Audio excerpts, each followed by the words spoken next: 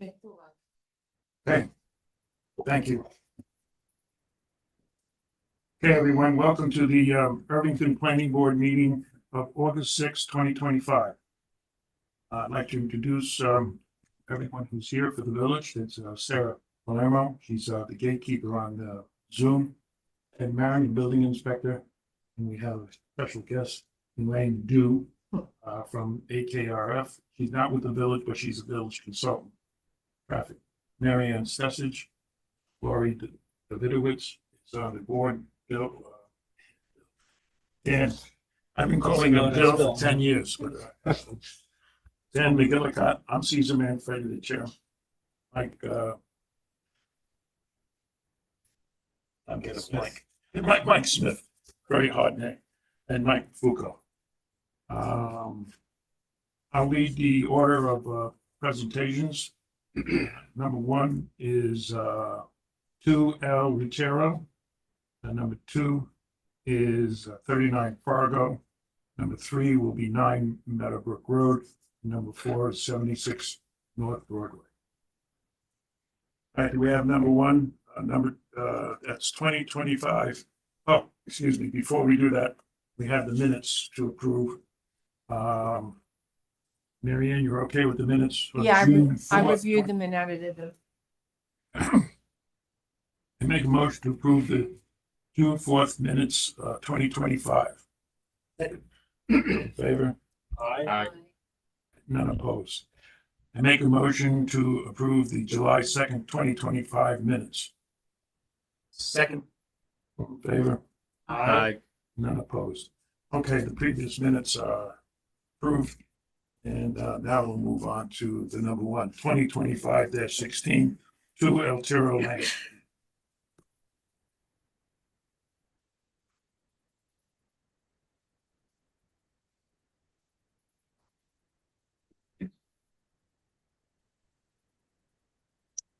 Good evening, members of the board.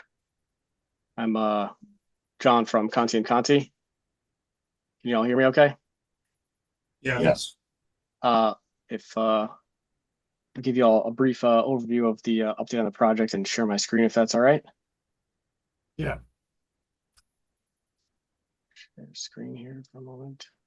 While he's doing that, I saw Doug Hahn. He's our consultant engineer. He's on Zoom. Hi, Mr. Hahn. How you doing?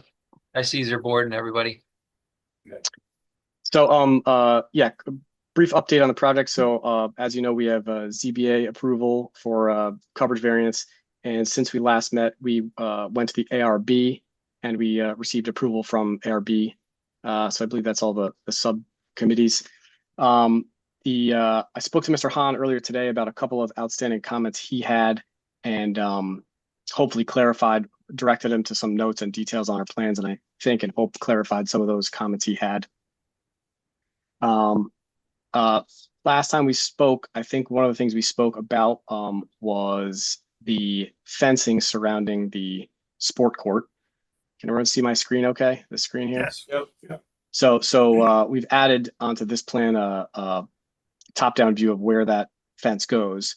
And then you can see, if I can zoom in here, I have it on one of these, yeah, a rendering of how that fence looks. This was also presented to ARB and they saw and approved this.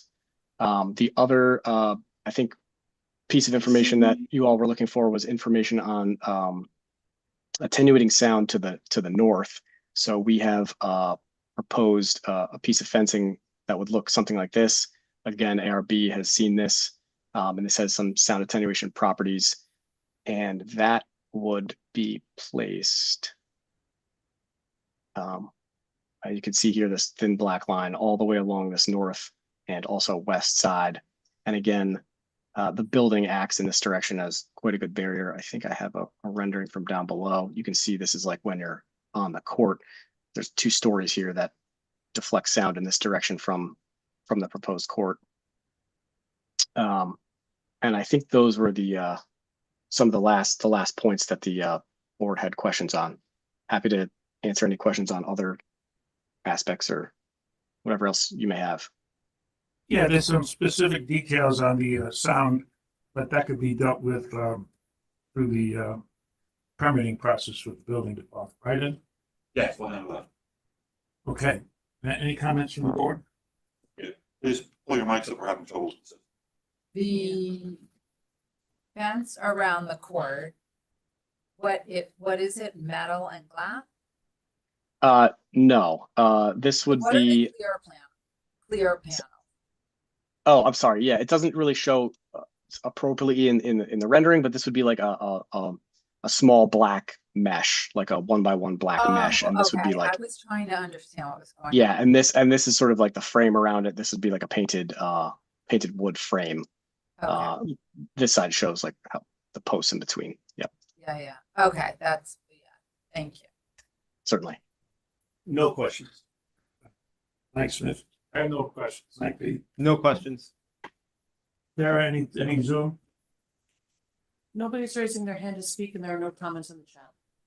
Mary Ann, do we have a resolution? Whereas in May 2025, Lauren Weisholz and Andrew Ditchfield applied for site development plan approval to demolish a guest house and construct a pool house, sports court, and additional landscape and hardscape improvements at their property at 20 Retiro Lane, which is located in the Village's View Preservation District. And whereas although the coverage is decreased from the current coverage, but is still greater than what is permitted, a variance is required for coverage, which the Zoning Board of Appeals granted on June 24th. Whereas Han Engineering reviewed the plans and in memoranda dated May 5th, June 2nd, June 30th, and August 1st, listed a number of items which were mostly addressed in subsequent submissions. And whereas Suzanne Nolan, the village's landscape consultant, reviewed the plans and made several recommendations which were addressed to her satisfaction in subsequent submissions. The planning board held a public hearing on the application on May 7th, June 4th, July 2nd, and August 6th.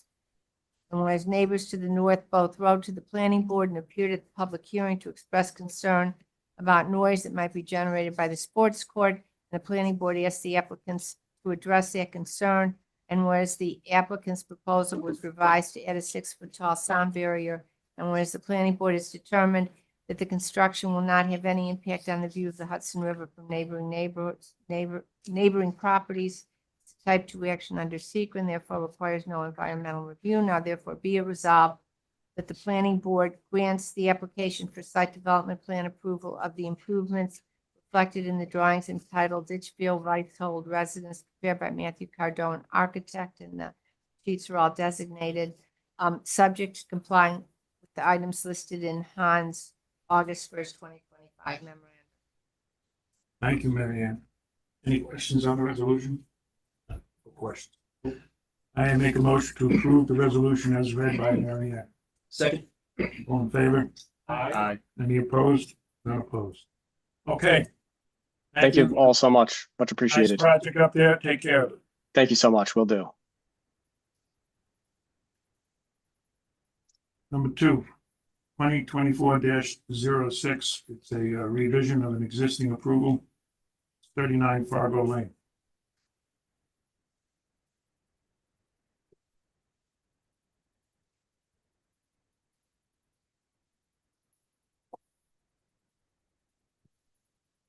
Everybody, sure. Hello, John Malone, Ferguson Malone, architects representing the Sanchez family. Caesar, since we were last here, I can share screen. We made some modifications to the elevator volume and to the planting plan. Is that where you want us to review quickly? Okay. So based on the comments from the board, we took another look at the elevator shaft to see if we could reduce the volume of it, and we made a change to how we were draining the roof. Got a blank screen, John. Oh, are you seeing Cover The page. cover page. cover of the page? drawings. Sure, okay. So this is what where Okay. we are now. This is where we were when we were last at the meeting. So the two changes associated with the elevator are shown pretty clearly here. So you'll see that the volume of the shaft was reduced. So we had a chase space to provide for roof drainage. We think we can get that done a different way by bringing it in through the wall. And then we've added a Blue Atlas weeping cedar. The client was actually very excited to add this tree because there's one at Lyndhurst that he loves. So, you know, it's an evergreen tree. It has limited height, so it won't have any view impact, but will increase in mass and reduce the impact of that volume on the front. Other than that, I think we made some changes to the stair in the rear, which I can show you here. This was a spiral stair that has, you know, 9¼ inch risers, so we revised it to a normal stair so that it can just easier step up, and then also it better accommodates the required fence for the spa that is being proposed up here. There's questions about what that spa is. This is the section and basically the shop drawing details for this, which we can submit. And I think Doug also had a question about how it would be filled. It will be filled by a hose bib at the roof level, and it'll be drained into the roof drain, which goes into the stormwater system. And I think we have a note on the drawings indicated it would have to be dechlorinated before it was put into that system. So that's where we are. Was that spa last time?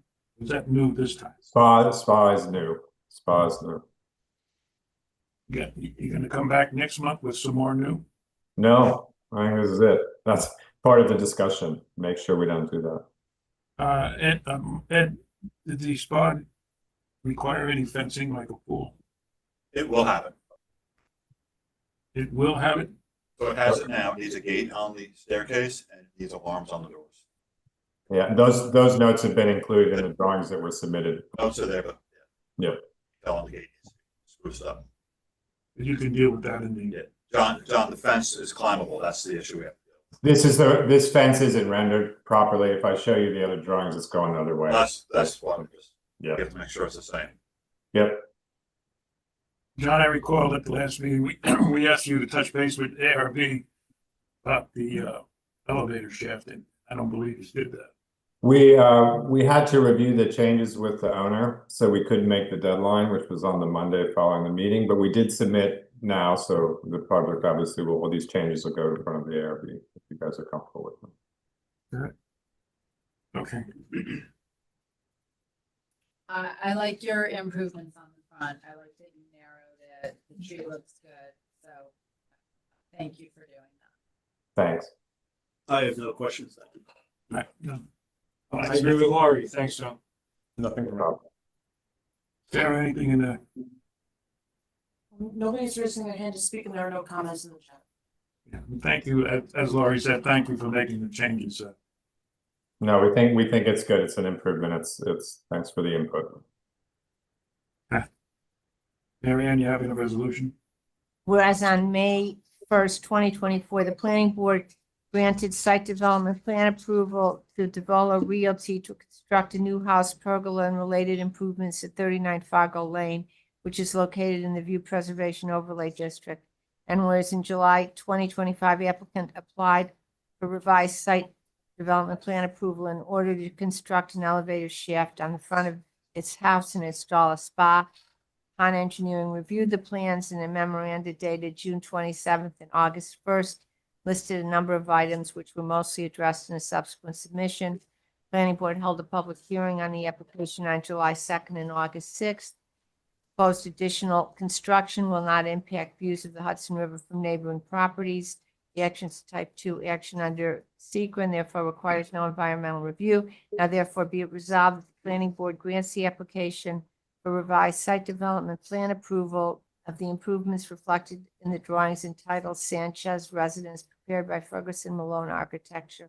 And the drawings are specified, subject to complying with the items in Han's August 1st, 2025 memorandum. Any questions on the resolution? Board? No. I make a motion, make a motion to approve the minutes as read by Mary Ann. Second. All in favor? Aye. Thank you. Thank you, guys. Unopposed. And John, you may want to listen to the next one. Uh, Take care. Thank you. Thank you for the changes. Thank you. The next one is 2023-04, also a the revision of our previous approval. It's 9 Meadowbrook Road.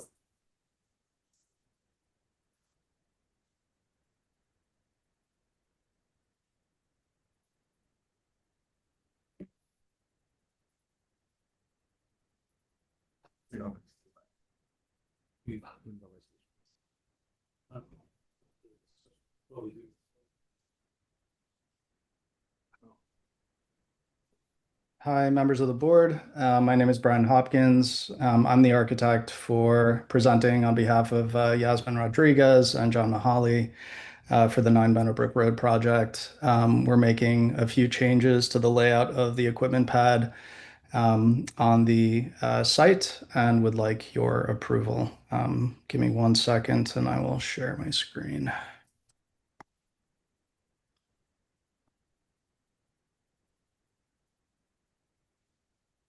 Can you all see my screen? Yes. Great. Basically this is the revised site plan for the site. Basically, what the clients have asked for now that they've seen the project going up and it's in construction is that we move the pool equipment that was originally located underneath this deck, as well as the equipment pad, which was located at the rear of the property, and move it to the side yard. So basically, what we did is we took the pool equipment, which was located under the deck, and we moved it to this location, which is almost in line with the rear volume of the property. And we also took the condenser slash heat pumps and moved them from the rear volume back to the side yard here. The other changes that were made to this application, we reduced the size of the pool coping from 18 to 12 inches. And there were some planting changes from some native plants to other native plants at the client's request due to their allergies and their children's allergies. They didn't want any flowering plants on the property. So basically, if we were to look at the rear yard, this is currently the project in construction. You can see that the pool is in, the volume of the house is in. This is the location where we would have been locating the condensers, which obviously we can see would be in direct line of sight of the pool, which is not something the client wants. They want to take that and move it to the side yard. And also, they're very concerned about noise from the pool equipment, which was originally located underneath the deck here. And they want to take that and they also want to move it to the side yard as well. So this is a view from the rear yard. This is a view from the side yard, which basically would be where we would be locating the equipment. Here you actually get a pretty good visual of how protected it is from the neighbor's driveway and also from the aqueduct, which is on the left side of this photo. And here is just a same corridor, but from the other side, from the street side. Also, you can see that the grade slopes away from the street, so it's well protected from the street view.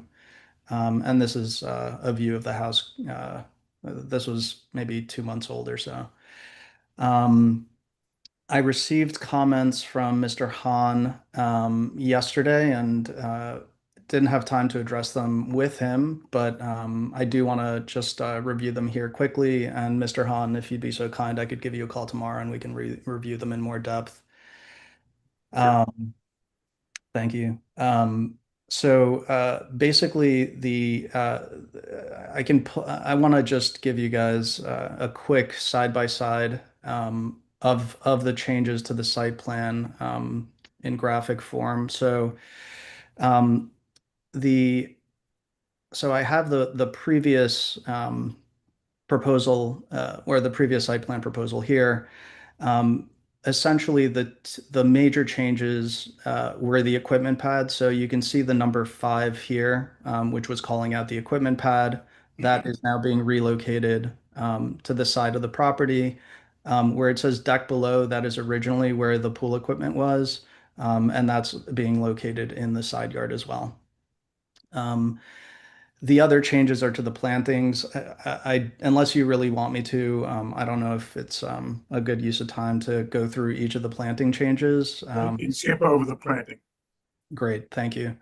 And the only other change was reducing the size of this coping. There were some other comments related to kind of FAR and coverage and setbacks. Basically, I wanted to give you the site plan as it was built, and obviously, the site plan which was originally presented by Mr. Malone. Obviously during the construction document process, things have changed. So for instance, setback here is 51.78, here it's 51.24, here it's 40.95, here it's 40.45. So, it's decimal places, but doesn't in any way affect, the overall like coverage or setback requirements as it relates to the building itself. Before I get into the Of course. change of the pool equipment and the condenser, you seem to say that that's the only change. Wasn't there a change to the stormwater disposal system? Yes, sir. I was gonna address that. So one of the notes by Mr. Hahn was reduction of the stormwater system from 28 units to 18. This was addressed during permitting, and it was actually one of the comments by the building department. So this change was noted and approved on April 8th, and this was what's in red is actually the exchange between myself and the building department. And it was a comment by Hudson Engineering.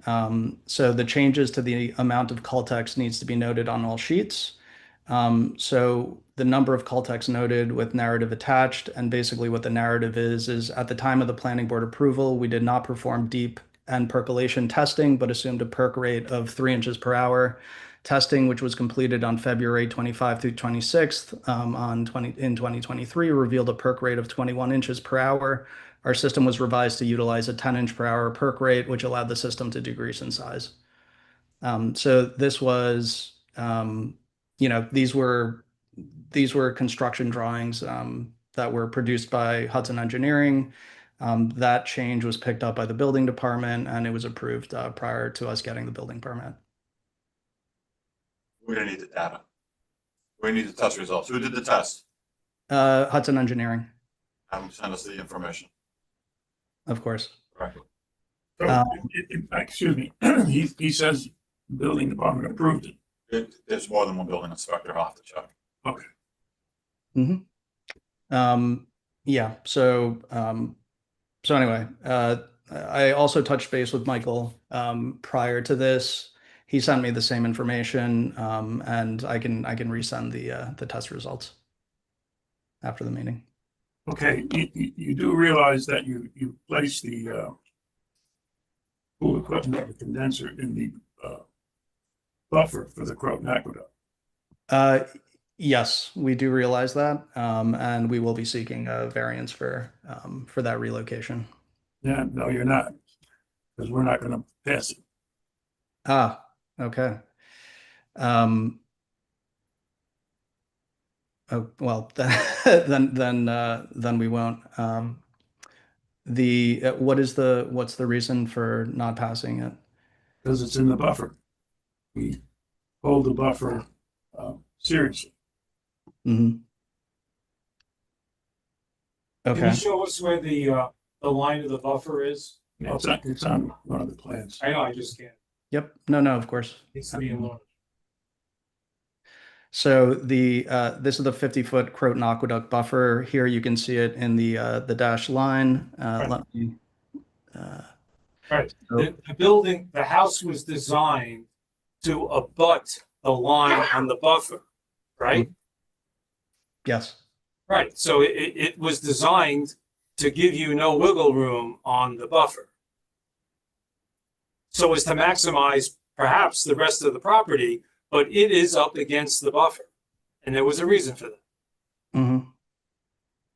If the original design had come to us with that in mind and you had proposed then to put the equipment in the buffer, we would have said, no, move your house away from the buffer if that's what you wanted to do. Yeah, it's not like it's a small lot, so. Understood. Understood. Okay. Okay. Is there any way to appeal that decision, or is that final? Laura, you're gonna change your mind, or you have a point of view? No, I mean, have you spent any time on the aqueduct? I don't know if you're from the area. I'm in Irving tonight. Okay. I've lived here for So- 10 years. Yeah, I walk Okay, in Aqueduct good, 'cause, almost I mean, every week. The aqueduct is really one of the most beautiful things in our village, so I think you would agree. And I think what Mike said is very true. The house abuts that boundary, and there would have been room to design it a little bit differently had this been done from the beginning. But I think if you look back in the history of the planning board, we take that buffer really seriously with every applicant. So it's not something that we're flexible on, or I'm not flexible on that piece. Also, this might be a little nitpicky, but the photos you showed us tonight, I don't know that I saw them in your submission. Are they in your submission? Yes, they are, ma'am. Okay, did you see them in there? Somehow there, I didn't know, maybe I'm not looking. There were a couple different ones dated from August 1. So I just wanted to make sure they were there for the public. Or can you speak to it? Yeah. Do you want me to repeat anything or No. Sarah, do Practically you eating know? the microphone now. no? I- Do you know? we have. Do you know? I was only making a reference to the mic. No, I know. I'm just asking about, the photos are in one of the submissions for this month? Because I don't remember. I did. Okay, will you check on that? Because I couldn't seem to. I'll have find the it. applicant check. Okay. What Maybe you present to us needs to be in the public document, so everybody gets to see it. So everything that I presented here was in what was submitted to the village. And here, site photos number 18 was submitted. So Okay. please just check that in your records. Anything else? Laura? So just Dan, let me finish with the board. Dan? The buffer is the buffer, so it should be revered and Yeah, if I recall, the initial submission had to make some arrangements to get out of the buffer, Mhm. and now you're coming back to the buffer. it was at the Not gonna happen. Mike Smith, I have nothing further. Mike Bufuco. nothing else to add. Marianne, he says, is there any way to appeal? And I don't see how we don't have an appeal process of what we think. No, I mean, the only thing would be to let him, go to the zoning board and you guys say you don't approve it. Right. Did you hear what she said? I do go to zoning and have them deny us. Well, Well, no, what only, would happen is we send a letter to the zoning board saying we're unanimous in not accepting this. Yeah, no, that totally understood. So just to sway your opinion a little bit. Wasting your time. Wait, you know what I would prefer? Are there other locations that you've considered but ruled out for different reasons? Do you want to show us anything like that? We looked at all the locations with the client. The client has been pretty adamant that they don't want it at the rear of the property in view from the pool.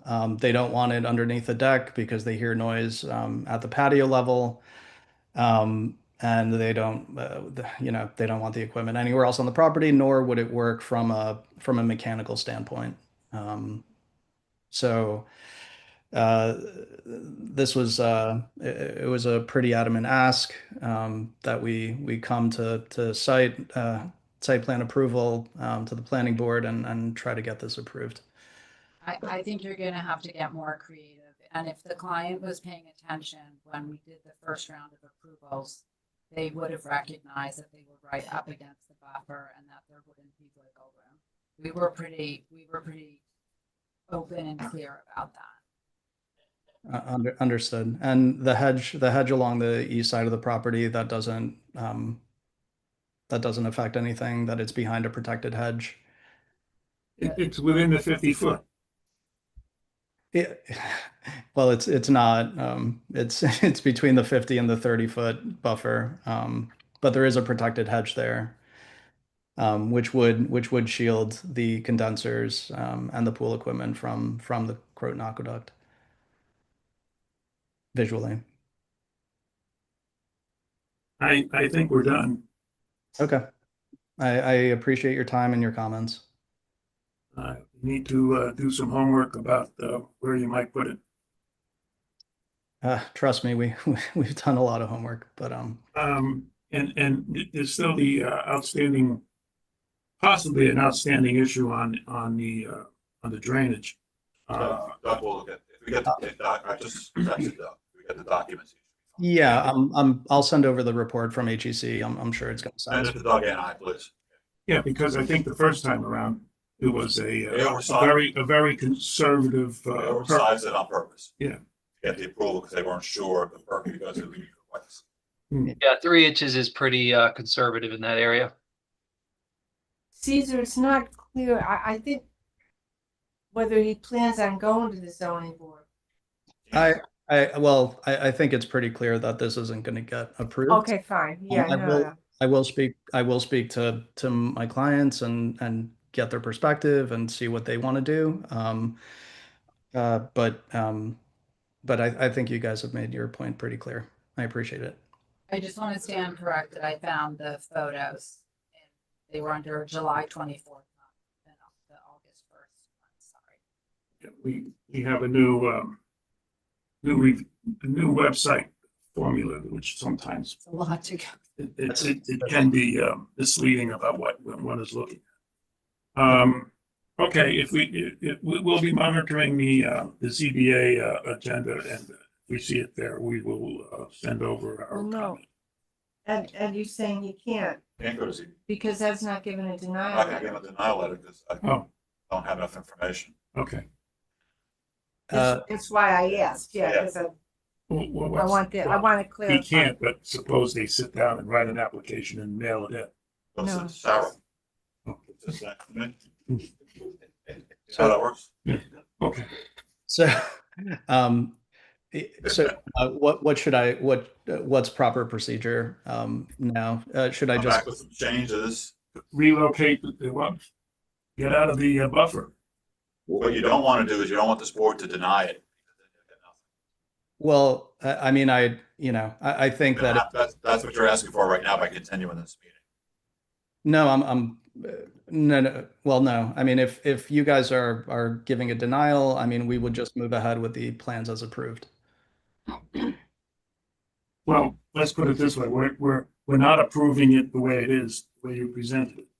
There are no other. So if it's You're not, asking for a Okay, denial. so then vote and deny it. I need. No, what I'm asking is Can't go back. can speak. You gotta make an submission. And then he can go to court. I'm not asking to go to court. I just need to speak with my clients, tell them what was spoken about here today, and see how they want to proceed. One of the things I think that needs to be conveyed, because you raised the point about the hedges that are along the aqueduct that you will shield the equipment. I walked along the aqueduct on Sunday, so I saw what you were talking about.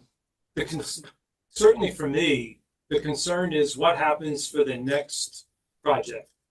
We don't like any incursions in the buffer for whatever reason, because then the next person who comes along with a different reason, it may be perceived to be a subjective reason for the incursion.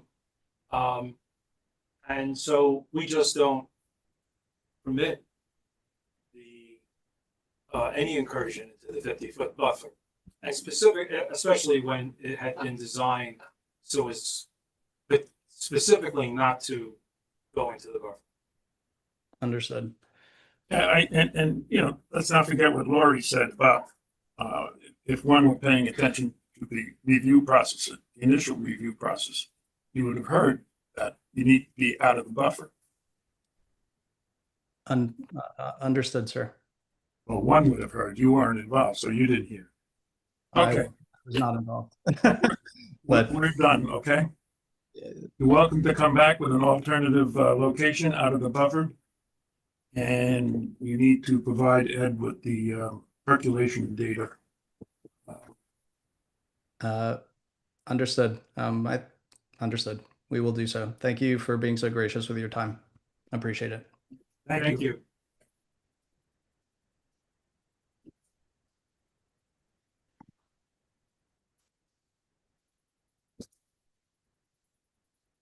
Okay, next is 2024-18, 76 North Broadway for Bomber or Faxon property. You can sit down. You can sit down if you want. That's what you've done in the past. Okay. Oh, Oh, that's gonna be out. Thank you.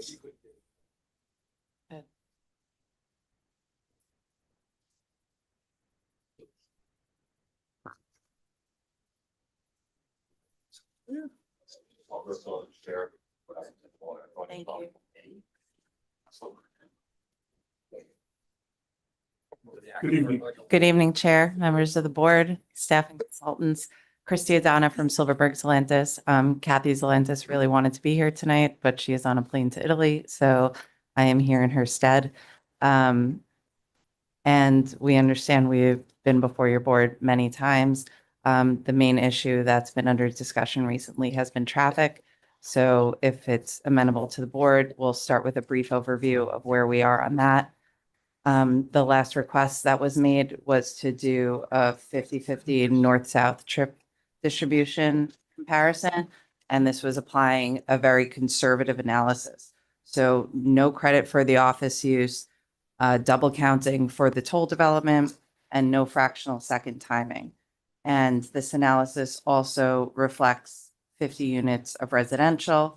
And we also included a potential of 180 students, even though the applicant has agreed to reduce that to 176, and including an additional study intersection at Station Road and Harriman Road.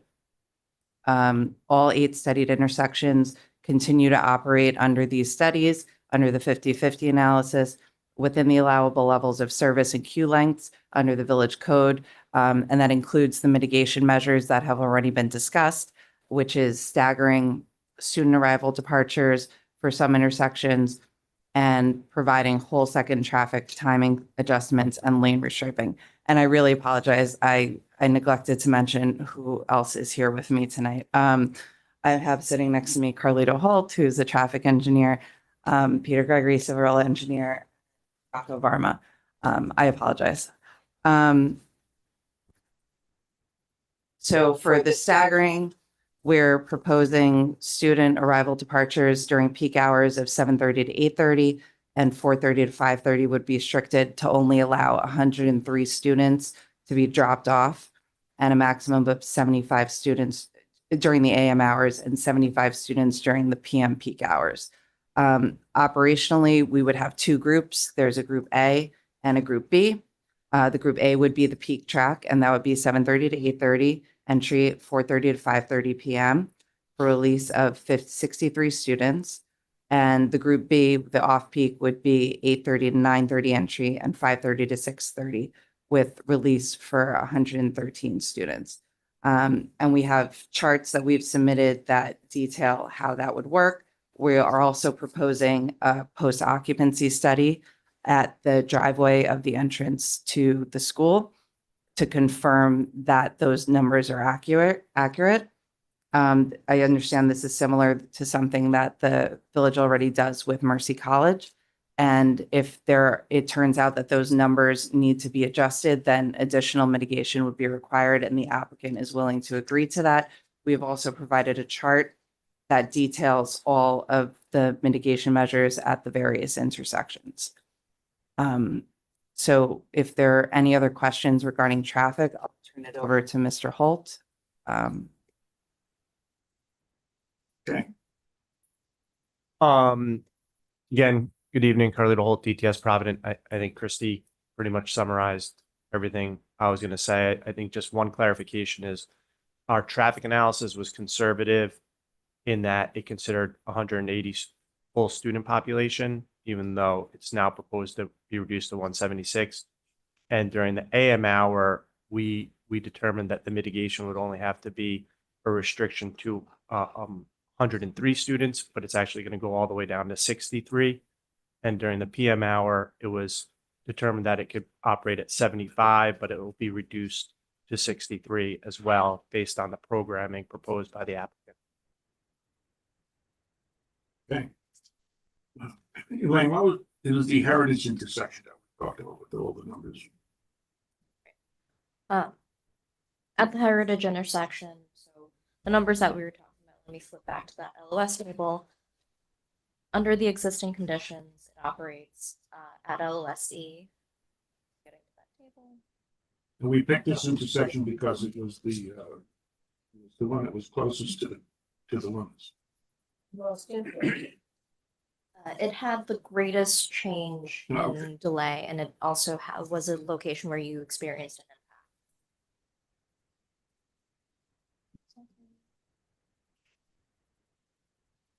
Sorry, my tablet's a little slow at flipping pages. Great. So under the existing conditions, the southbound approach, which is Broadway coming south toward Main Street, the southbound approach, Broadway coming south, the southbound approach operates with a delay of approximately 67 seconds. That's now. That's considered today. With the no build, which is the background growth plus Toll Brothers, that increases by about 60 seconds to approximately 127 seconds. So all of that increase in delay is the background traffic that's happening that is not related to this development. With this development, that is projected to increase to approximately 151 seconds from 127. So that is with the school, that is with the residential units during the AM peak hour. Now, with the proposed mitigation measures, which is the signal timing changes, the staggering of students, the reduction, I guess not the reduction in students, but just the staggering, you bring that back down to 139 seconds. So this meets the mitigation criteria by approximately 0.6 seconds. So you have that small bit of leeway. That about sums it up. But did you have any specific questions about that intersection? No. We've discussed this and it's rather close, 0.6. That's an average, right?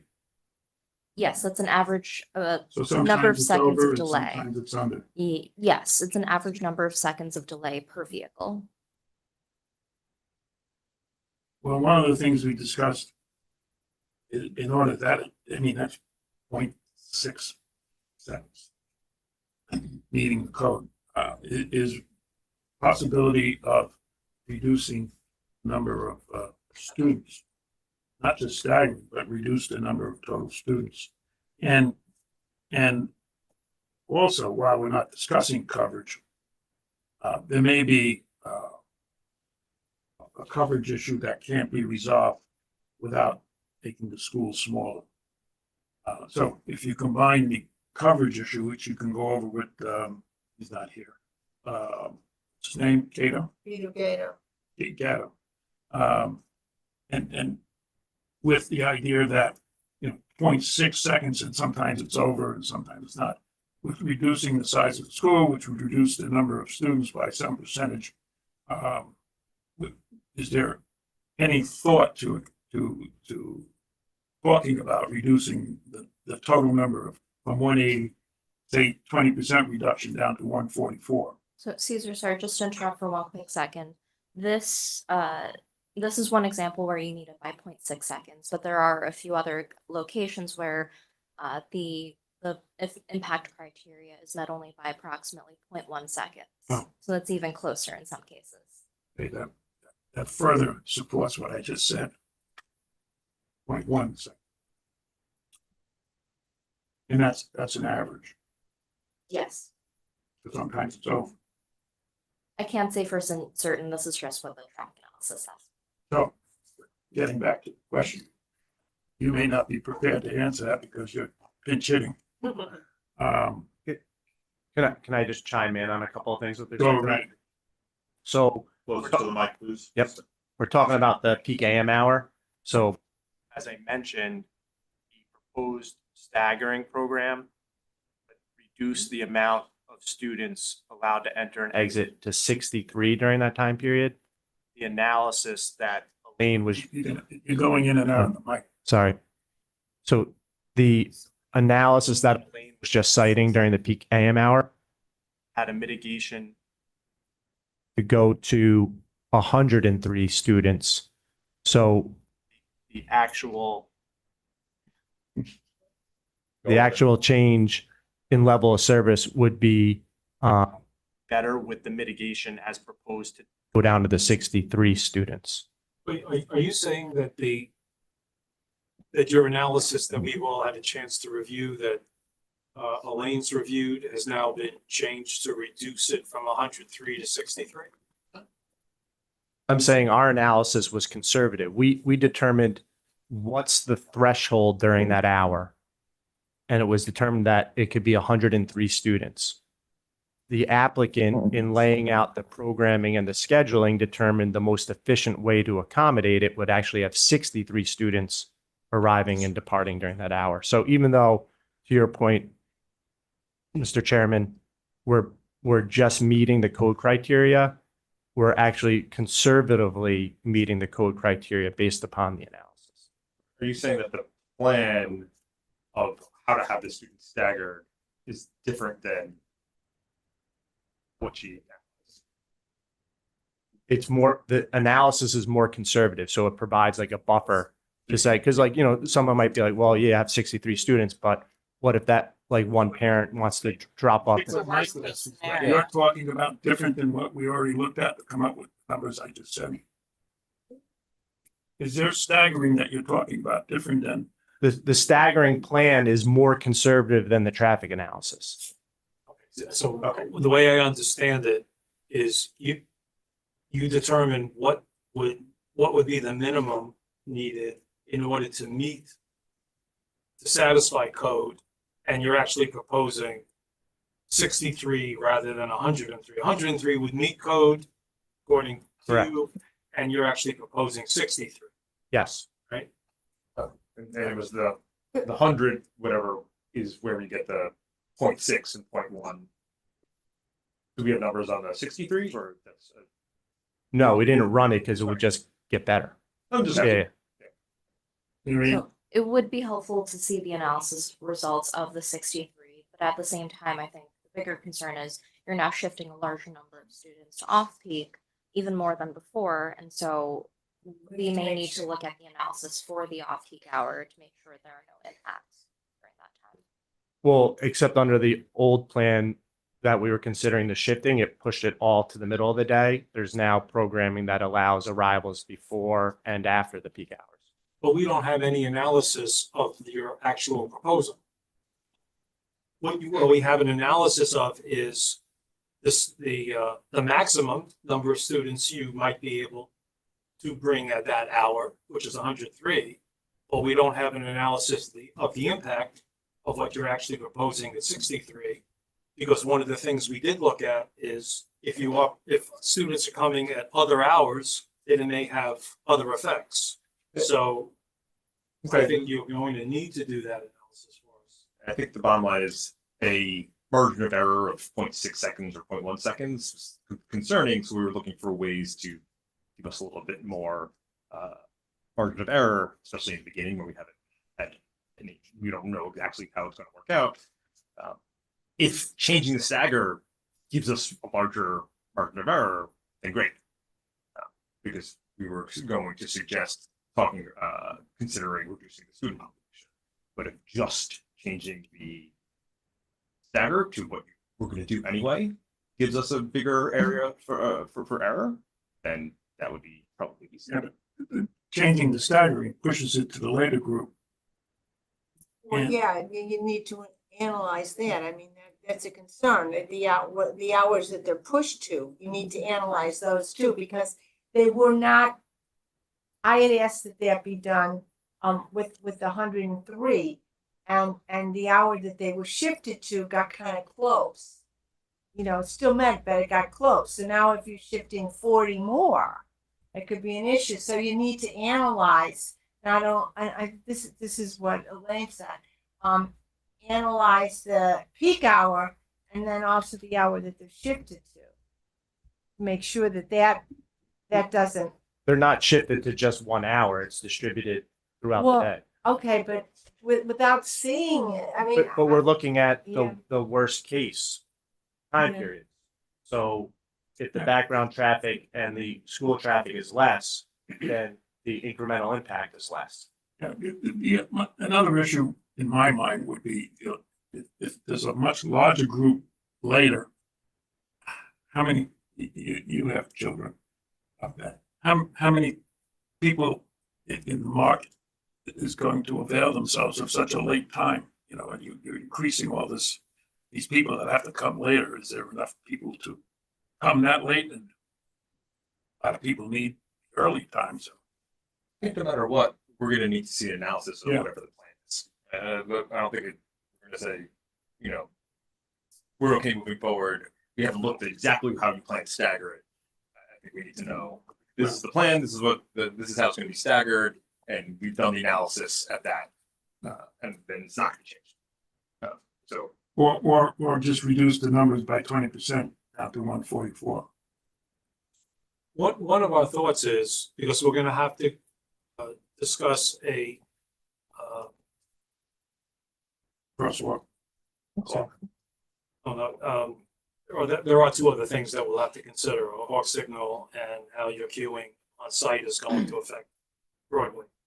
But the post-implementation study, it's a lot easier for us to allow you to add students than for you to have to subtract students. So we don't want to start at a high number, which at 176, for example, which may be the maximum you can have at the school and meet code, because we have concerns about that. We'd rather start at a lower number, and then if in fact the studies show that you're meeting code and it's not a problem, then we'll add students in some periodic basis. That's so. As the chair said, we know that there are coverage issues. We know that the size of the project may have to be reduced. It can come in the school, and so we were looking at reducing the school. I have some questions.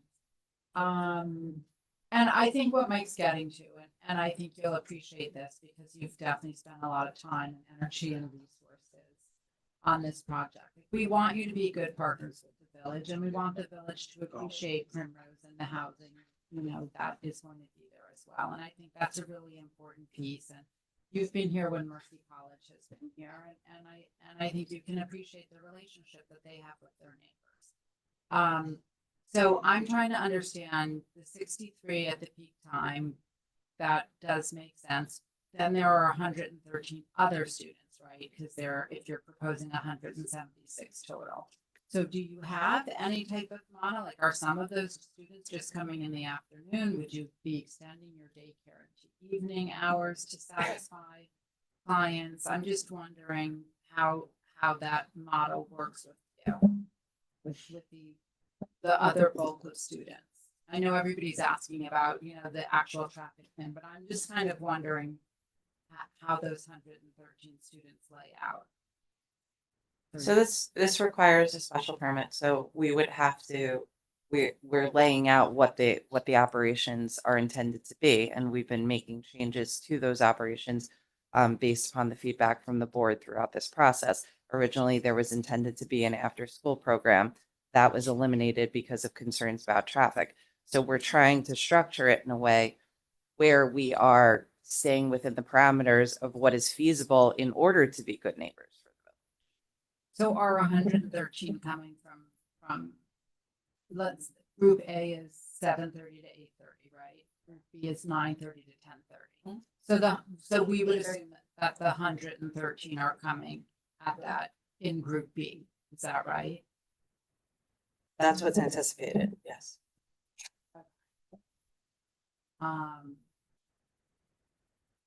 And then that the group B leaves from 5:30 to 6:30. Well, yeah, I mean, I don't want to get so finite with the Right, I 113 and get it, 63. I Like, get there's going to be a portion of the 63 and the 113 that are also arriving, departing outside of those periods. Right. It's just that the programming is set up that that's the intent of the students being there. But there's going to be kids that don't come on a particular day, Right, kids that go to a right. doctor's appointment. Yeah.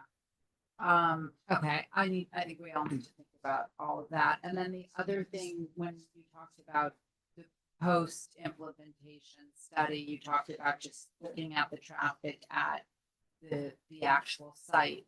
But I think as a board, we would probably prefer that you also look at Heritage Hill, where the bulk of traffic will get a little hung up as well. Both areas, maybe even Main Street. We might need that. The parameters that we drafted, which are subject to your final review and approval, we're proposing to look at all the studies. Okay, I just thought you said at the site, so I misunderstood. I said the driveway, yes. I mean, that's going to be the first place to look because that's going to dictate a lot of the elements if it's Right. generating more traffic or less traffic and the distribution. 50%, Yeah, exactly. Yeah, okay, but I just want to make sure we cover it. That's all I have. I just want to clarify one thing quickly. For arrivals, Group A is 7:30 to 8:30, and Group B is 8:30 to 9:30. I think you said 9:30 to 10:30, so it's and similar to the departure hours, so it's 4:30 to 5:30 for Group A, and 5:30 to 6:30 for Group B. I mean, I don't know if you've looked at the middle school and high school time. So the middle school drop off is in that, I want to say it's in that 8:30-ish range. The high school's earlier. The high school's a little bit before 8, probably 7:50 is peak. And the middle school peak is probably 8:20, 8:30, something like that. Yeah, I think when we were zeroing in on Heritage Hill and that delay that Elaine was referencing, that is the 0.6, that's driven by the school traffic predominantly because it's an AM southbound movement. Yeah. So let me understand this. We have calculations for one number, which comes out to 0.6 and 0.1 at other intersections. But you're not using that number, you're using another number to which we have no calculations on. But it'll be better. We don't know that. Can't How get much? worse. How much? How much better? I mean, this is like, It's not going to be like 30 seconds better. It's going to be maybe a couple of seconds better. But it's only part of it. The other part of it is, I'm really concerned about is with the next hour that they've shifted to. If they're in Group B, what happens to the Group B time, which I think is 8:30 to 9:30, and I think you need to see an analysis of that. I think you have to see an analysis of the actual plan. Yeah. Yeah. Elaine? I concur. I think because we're shifting so many more students off peak, especially as Lori had pointed out during middle school drop off period, that may be of concern. But Carlito, I do agree that you're changing the 7:30 to 8:30 by 40%, right? 103 to 60. So yes, it will improve. I think we can all agree. And right, but we don't know what that improvement will be. So we don't know how close you're bumping up against the possibility of getting, In Prairie Lane and, yeah, bumping it into the other hour. Could create another issue. Yeah. Might not, but I mean, we gotta see the number. I find it difficult that we spend a lot of time on these calculations, but that's not what you're doing. You're doing this because it might be better.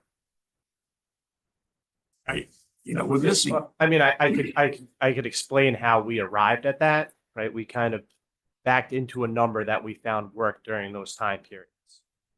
Then the applicant determined how he could program it and manage it appropriately, and it turned out to be lower numbers.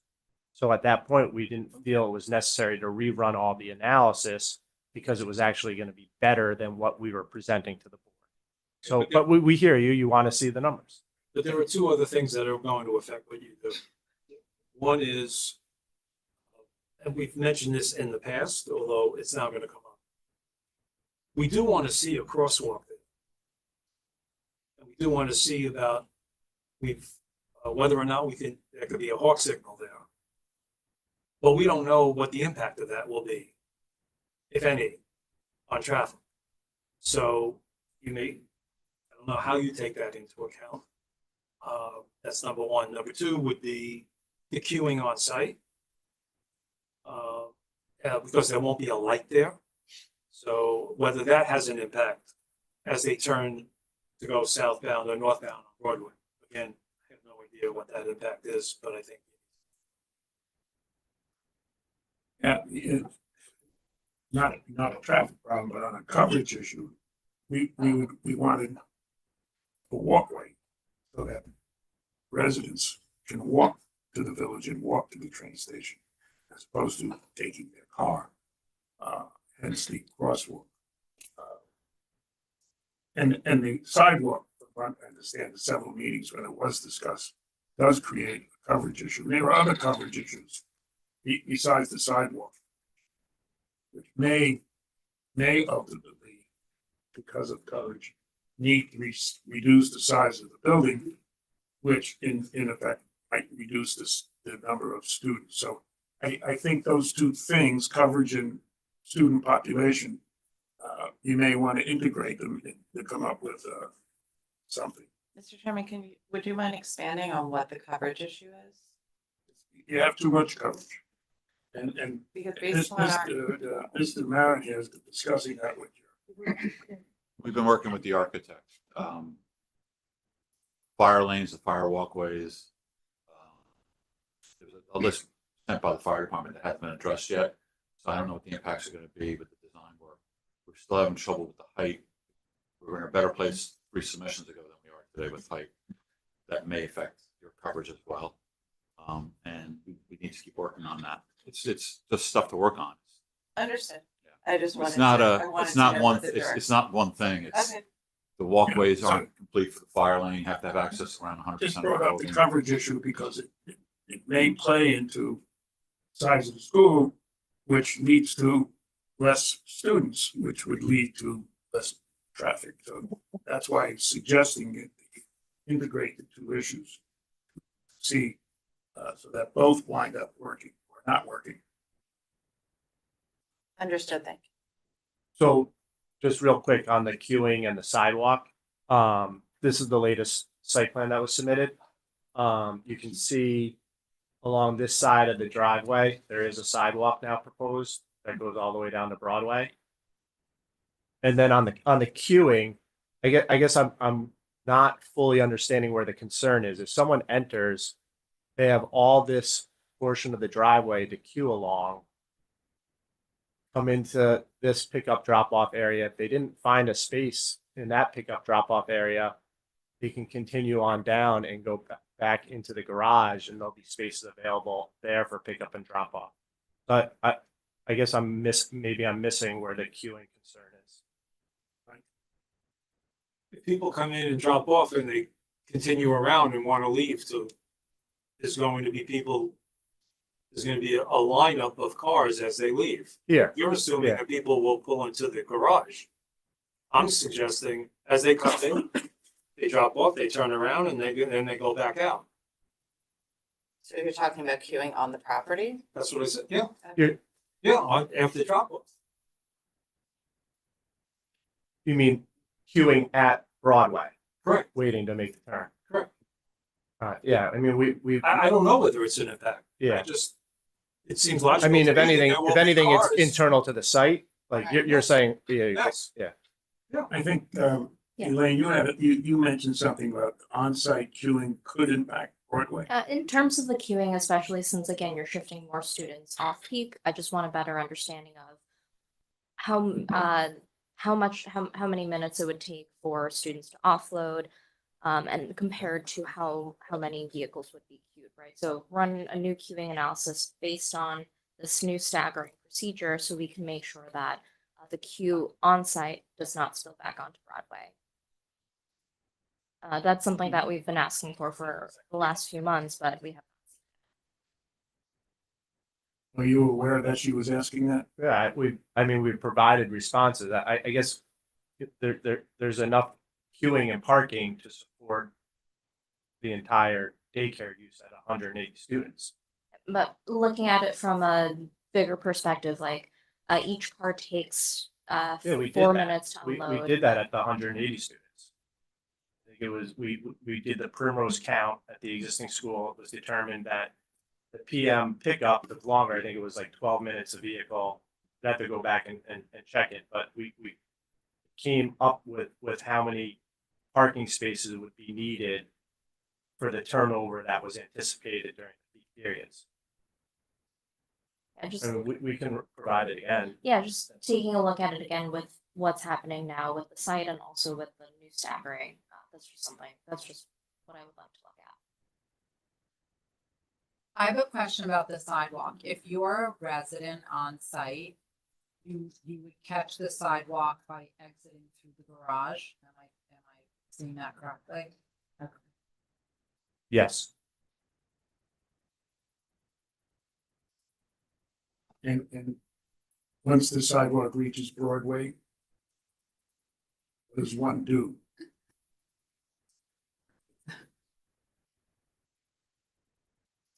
That was a question.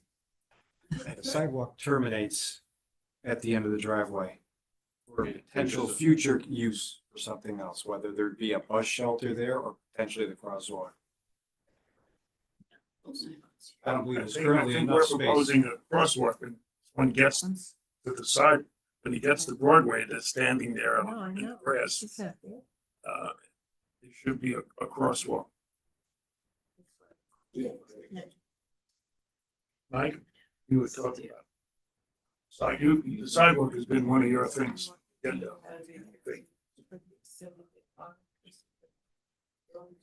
Anyway. Anything else from the board? Well, there is no sidewalk on the east side, correct? No. So. No, but I mean, a hawk crossing would be a huge improvement in that area for sure.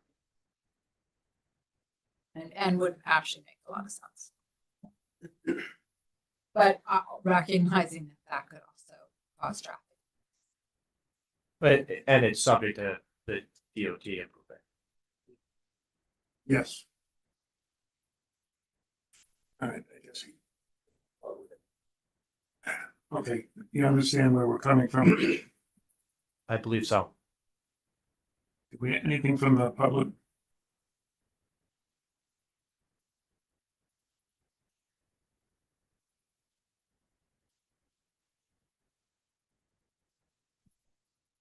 Good evening, Mr. Chairman, members of the planning board. My name is Stephen Maffia. I represent INAT. Been before this board a few times before. My latest submission, which was sent into the village a couple days ago, describes some previous reviews and some new issues that we're looking at, and also in response to some of what the discussions that took place here tonight. I'd like to just add a few more comments. I believe the studies that the applicant has submitted to the board do fall short of a truly conservative impact study. Some of the assumptions that they're making are less than conservative and could be more geared towards understanding where this project is falling in terms of what the true impacts are without this minuscule difference between, what's failure and 0.1 seconds. The improvement makes it not failing.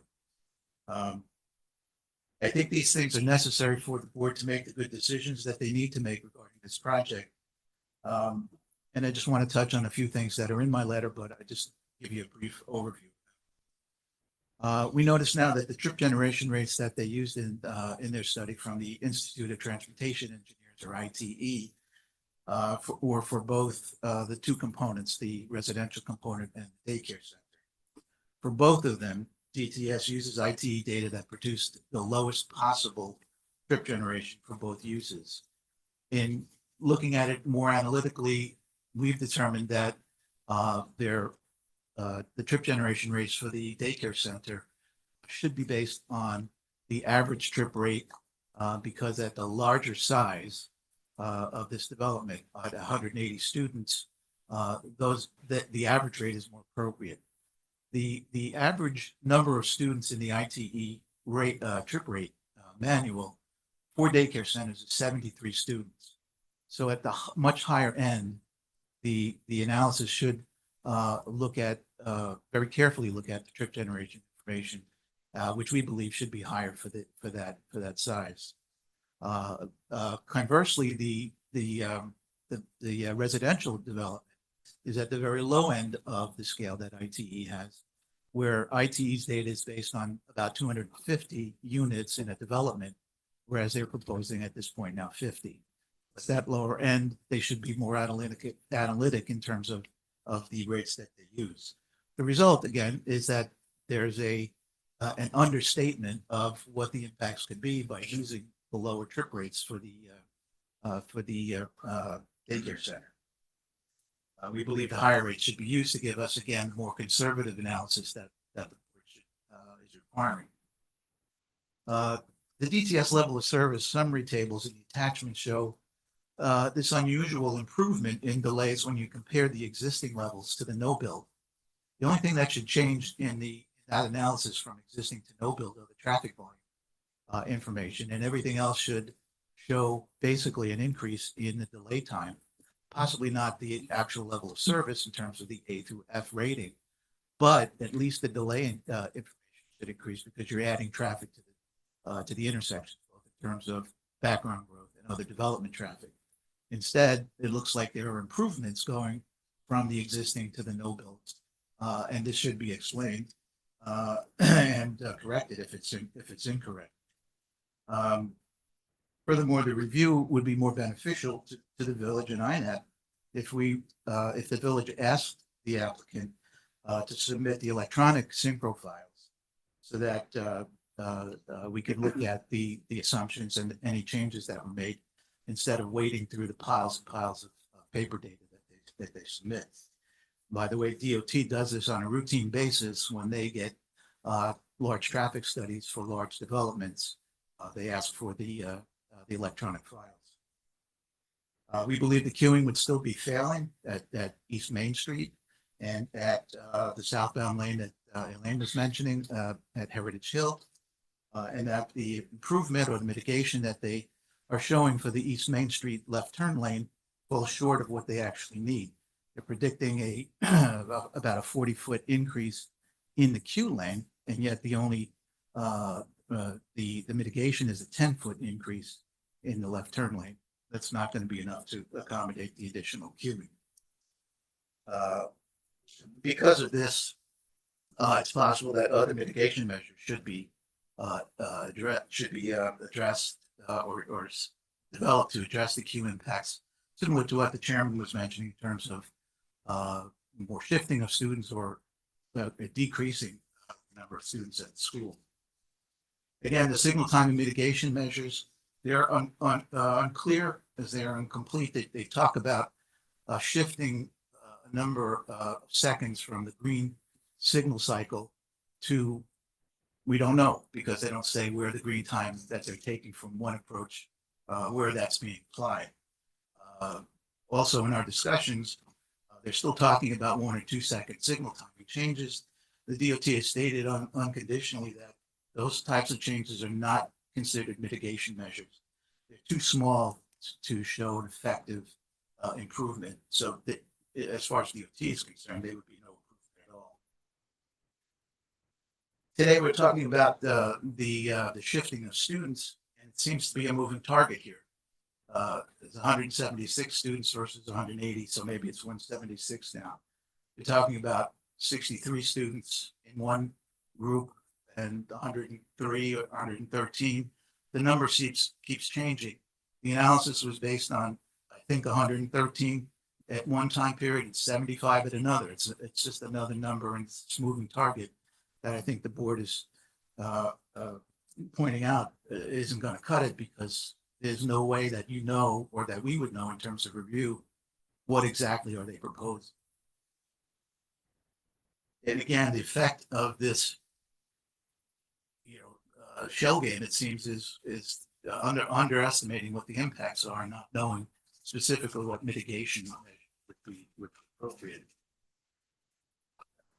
And I have to mention this, we still believe the correct trip distribution ratio is 40% to and from the north and 60% to and from the south, and I'll leave it at that.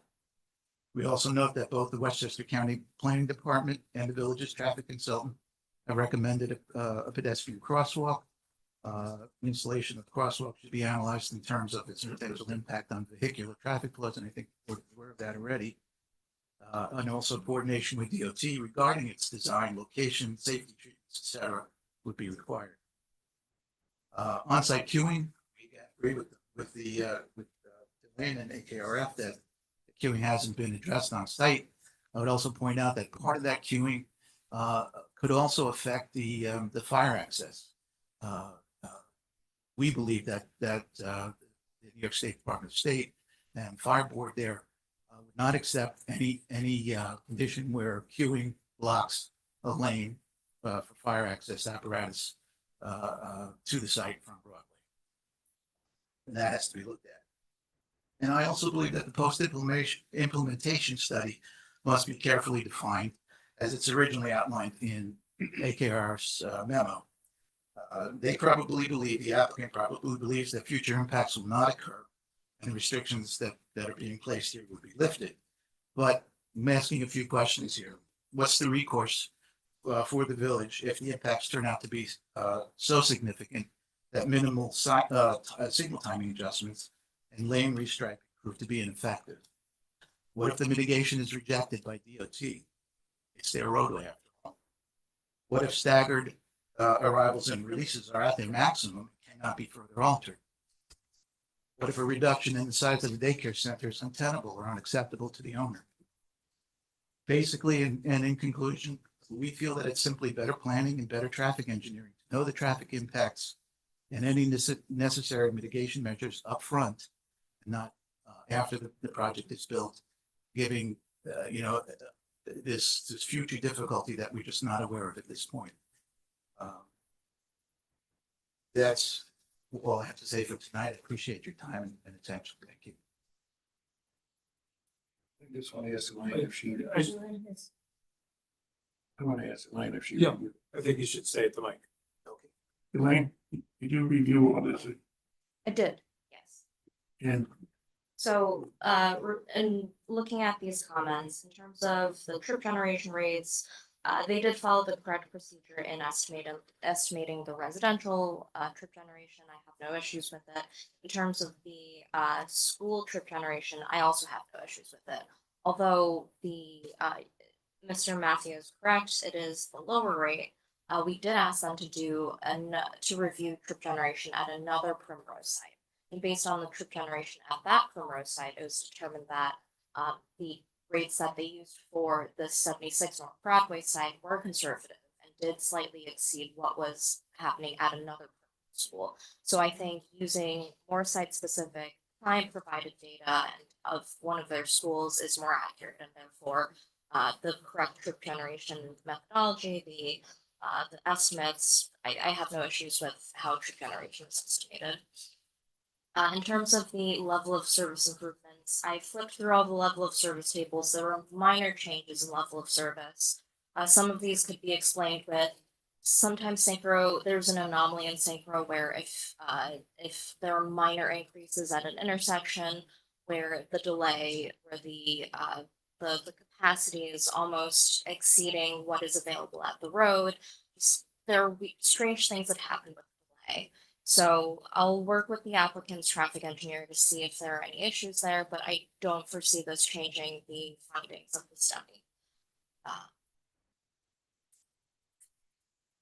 For the queuing on Main Street, I want to point out, the figure that it provided in Mr. Matthews' memo, it doesn't show the right spacing. There is really more space for more vehicles.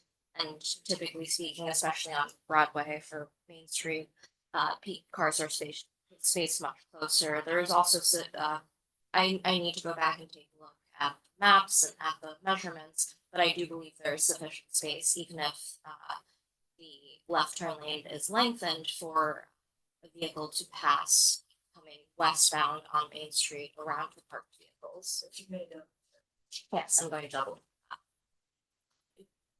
Signal timing mitigations being unclear was another comment. So in terms of these signal timing mitigations, there is a little more detail provided in previous memos, and the applicant did provide a more detailed summary. In terms of the state's position on minor signal timing shifts not being effective, but they're not just doing minor signal timing shifts. Sometimes it's maybe a couple of seconds, but sometimes it's I think as many as 12, 15 seconds may be shifted. These are more drastic and can be effective, and the applicant had analyzed the effects of these mitigation measures. So I have no issues with it. In addition to that, the applicant has already coordinated with DOT in order to get that approved. DOT has already, they haven't signed off on it, I can't say that, but they have theoretically agreed to do these timing changes. And the applicant would be responsible for either, I think we had mentioned this before, the applicant would either undertake the improvements, have their own contractor do it, or they would pay DOT to send out a contractor to make these changes. If these changes are not made, we just have to come back to the drawing board, right? If DOT for some reason does not approve any of these signal timing changes, we need to come back to the planning board, revisit the mitigation measures. Maybe it's shifting more of the students, maybe it's reducing the student population, but that's something that we'll revisit later if we come to that.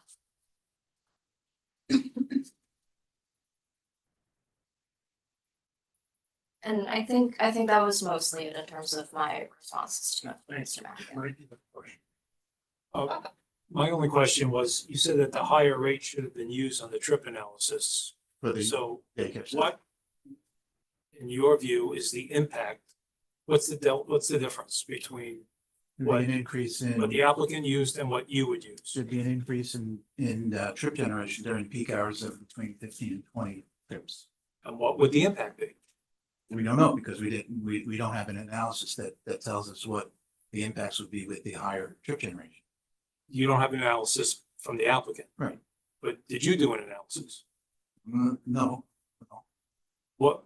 Well, I mean, I have, but I'm not prepared to share it at this point because it's what we're doing to understand what the actual impact. Well, I'm trying to understand how significant or insignificant the impact would be. So that's why I'm asking you. I believe it could be significant at some of the intersections, especially looking at 0.6, 0.1. That's the difference between failure of the village code and actually working. Well, we don't yet have that information from me. Yeah. No. I think didn't Elaine mention trip generation? Yes, she said that the trip generation that they've done is fine by. I'm just trying to understand the impact and confirming that we don't yet have any information describes telling us what that impact is. So Mike, if I may speculate, in terms of the impact, so they have analyzed 75 students during the AM peak hour, but they intend to have 63. You say they, you mean the applicant? Yes, the applicant intends to have 63. And so, for instance, Mr. Matthews' memo says during the AM peak hour, the trips would be 13 higher, but that's in and out trips. So that would be 6, 7 students. And so analyzing 75, as long as 75 works, but they're actually doing 63, the trip generation is, let's say, 7 more students, it would still work. And I don't think it affects the results. This seems to be a very loose kind of arrangement where It could be this, it could be that. As the board has stated, we'd like to see what the actual program is. What's the number of students, what the shift is gonna be, what's happening in the hours before and after peak hours where they're shifting. You know, what we're getting from the applicant is, I guess, this is gonna work. I think it's gonna work. You know, where are the numbers that show us? And it's their responsibility to bring to this board the analysis that you're looking for and that you're requiring in terms of it being a conservative analysis. Well, I think they did that. And they showed us what was the number, 113? 103. That's what the board just asked for tonight, asked them to come back with the analysis at, 63. But see, up until now, we don't have that. Well, we have what they claimed is the maximum 103, and they assume 60, whatever the number, 61 is better, but we want to see the calculation that shows the 61. And And then also, by shifting it to 61 as 63. that pushes more into the later. Now, does that have an adverse impact because now the later is bigger? And does that create more of an issue? So I'm not sure, where you're going, and I think Elaine addressed a lot of what you said. So, okay, thank you. I just wanted to point out that one other thing that it seems that if they're saying that the 103 analysis that they did is conservative, why didn't they say that in the report? That anything less than that, any other shifting where it's a smaller number during the peak hour and a greater shift, why didn't they say that then in the report that you have in front of you that would work? It came out tonight as they're trying to discuss and convince you that what they have here at 0.6 and 0.1 is going to work. There's just some issue here. I guess we have. assumed a professional engineer could understand that 63 is less than 103, so it'd be better. I don't know. That's regrettable to have to say that. Sorry, I'm starting to take a little exception because I'm getting a lot of digs Careful. at my professional credibility, and he's throwing Say anything anything about out there to credibility, complete Carl, you numbers. know that. By the way, I'm also a PE, so careful. And we just respectfully, we're also, I understand the concerns about, what the actual numbers are going to be. And that's why we're proposing the post-implementation study so that we can do that analysis and come back to the board and present to you. But we are doing this based upon, and this was something Elaine brought up, not just empirical data, but also from another school that's already operating. And so we intend to be fully forthcoming, and we're trying to give you the best and most conservative estimates we have. Yeah, I think we said from the very beginning, I'm pretty sure I said it, and I'm sure other members of this board said, we don't want to get into a situation where post-implementation, you have to do more mitigation because now it's already And that's the horse is out of the barn. That's understood, and that's why we're trying to be And that's why we're proposing, I'm not saying 20% reduction to 144. I mean, the school, I don't know if the school is going to sell out in the first week. But if it builds up, we may be able to see if starting at 144, we just picked a 20% number. That 144 works very well. We did a post-implementation 144. Well, let's go to 150 to the 10% mark, which is some other number. 10%, 180 is 18, so that's 62. Thank you, 62, and then it would be graduated and in the past, in my previous life, we've done this with. We don't want to find out that the number we picked is wrong because it's hard to backtrack. It's hard to make the building smaller once it's there. It's hard to do a lot of things. Once you have an annual contract, perhaps you have an annual contract with 176 people, it's hard to say, oh, that contract's not good, you got to cut back. You can't come at that time, you got to come at this time. So So that's why we're proposing graduated, and some of that is based on we're assuming a little bit that you're not going to sell out in the first week. Maybe you will, but if you start at 144 and then you do the post implementation study, and you say, "Well, gee, we're meeting code by 10 seconds." I don't know, and all right, now we move up. It's a lot easier for us to allow you to move up than to say, now we got to cut back. Because cutting back is almost next to very difficult, very close to impossible. I And hear, we're stuck with it. I hear your feedback right now. Everything that we've demonstrated, including the 50/50, shows that we are complying with the village code, but we hear what you're saying. We also understand that there are potential coverage issues that we're discussing with the building inspector. So obviously that's not something we can come to an arrangement on tonight. I just wanted to, in light of the comments that were made, reiterate to the board the fact that there is going to be the opportunity to revisit this, but well, very much understood, Mr. Chairman. And it's unfortunate Kathy's not here. You're pitching. I agree. So I'm sure she would have said, fine. But see, you can't say that. So I wanted to mention something about the synchro files because I did note that you basically requested that they be made public.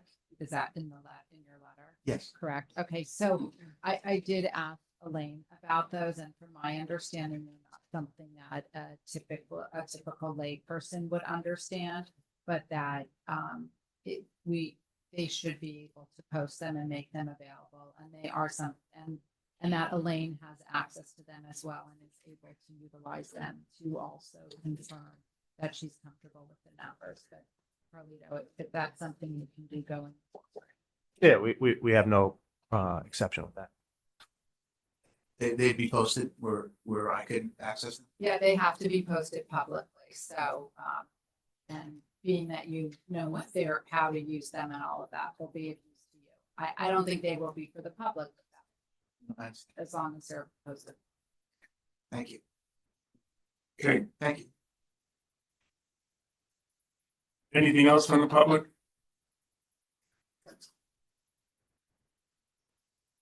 Chairman, distinguished members of the board, Glenn Cashin, 81 North Broadway. Question, is any queuing on Broadway tolerable?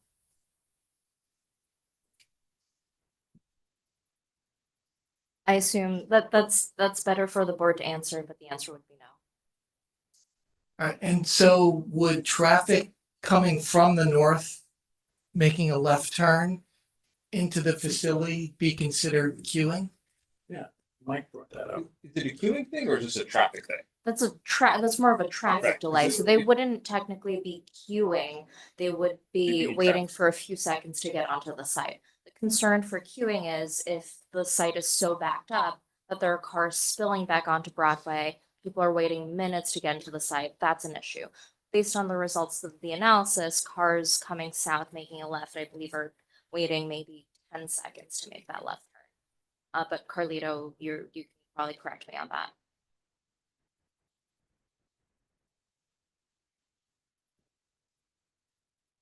But Elaine, while you're looking for that, probably go. If they were queuing and it met all of the traffic code, then it would be okay.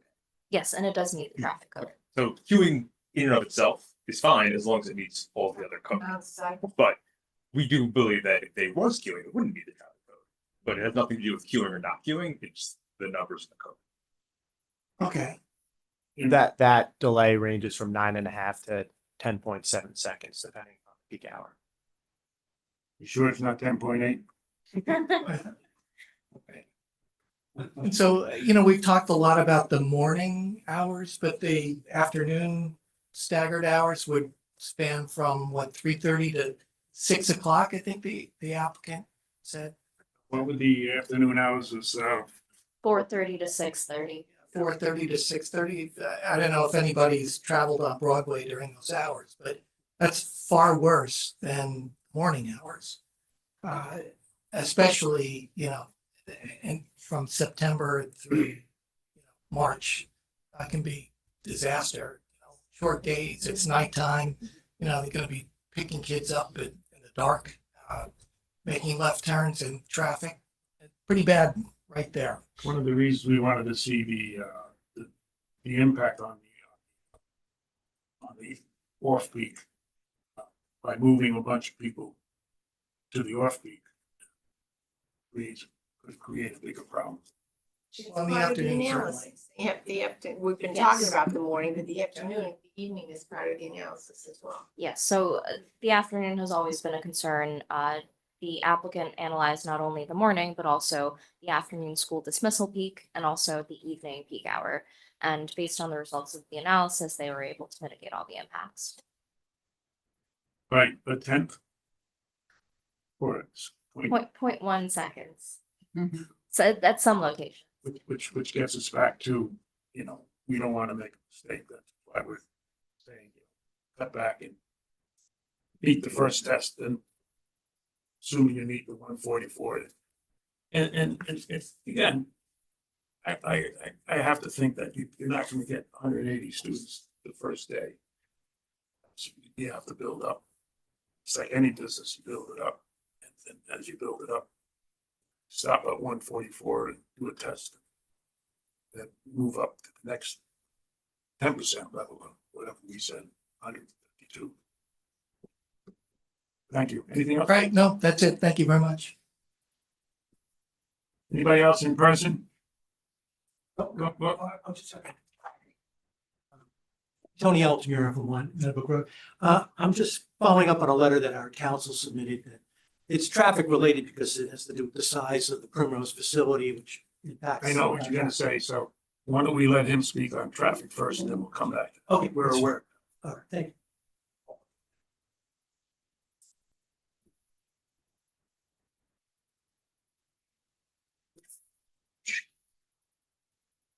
Evening, it's Peter McCallick from Strawberry Lane.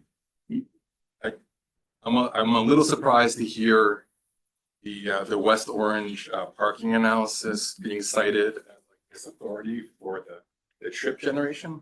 Did I hear that right? As in response to Stephen's interest in going in the more conservative direction. Here's why I say I'm surprised, because there was a lot of fanfare about that study. As you remember, they were going to do multiple sites, multiple days.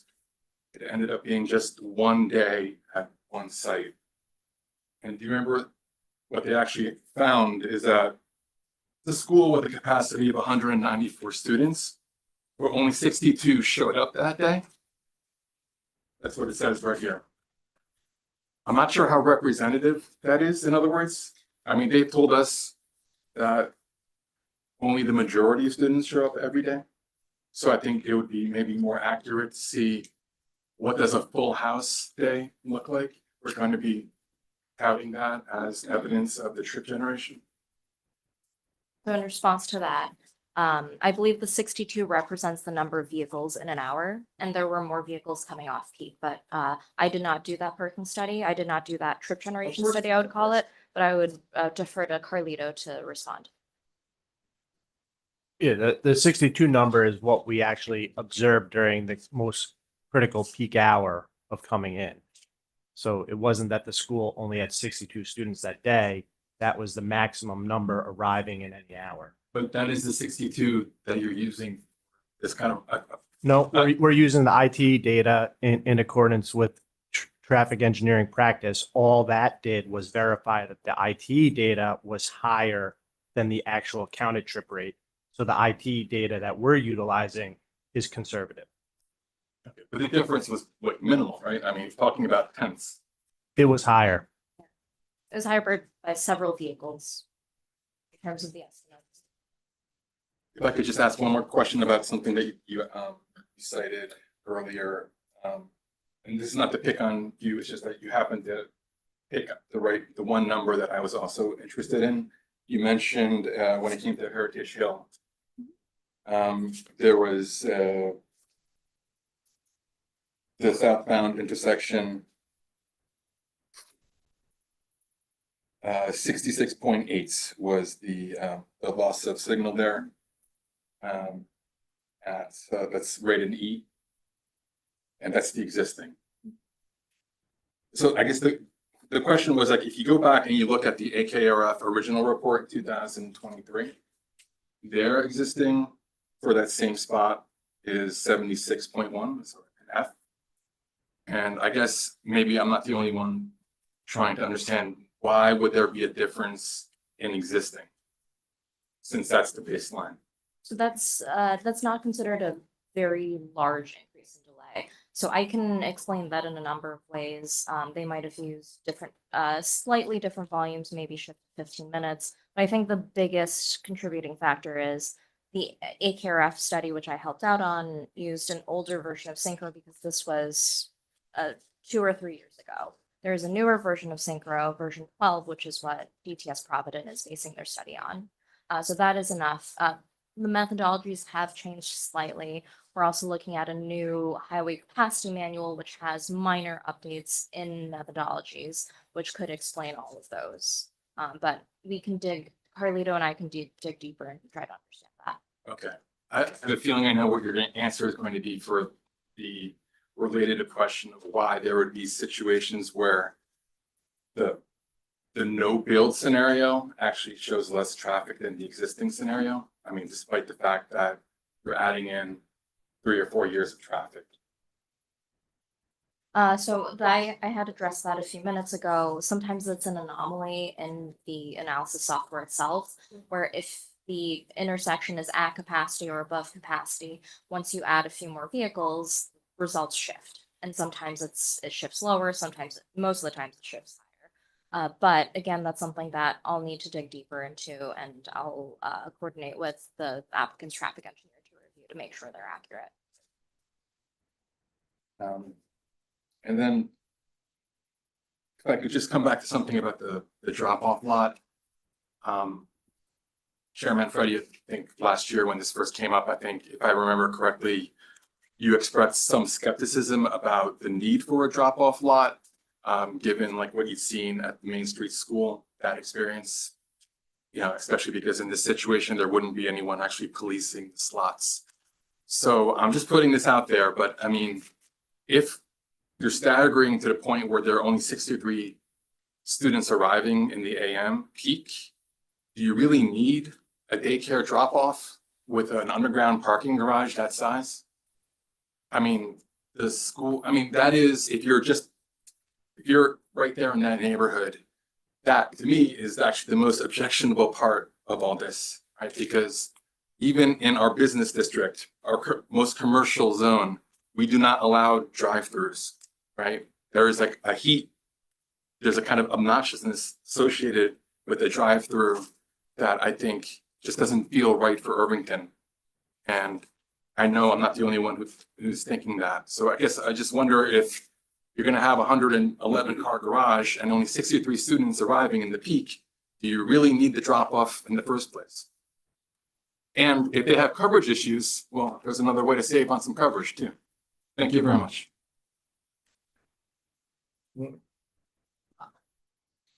Maybe I'm misunderstanding, but the garage is for the residents primarily. The garage parking supports the peak parking demand for the residential, but come say 8 a.m. through 6 p.m., it's only generally between like 40 to 60% utilized. So there's available spaces in the garage as well. Because the residents have left, but your teachers and the on-site staff would be utilizing the garage as well. Yes. I mean, I like the idea of a garage so that the cars are hidden. I don't object to that piece of it. Maybe I'm misunderstanding. I agree. Okay, anybody else in the audience? Sarah, anybody on Zoom? Please, Susan, I can speak, and there are no comments in the chat. I will go back to, Sure. so, I think you know what I'm gonna say.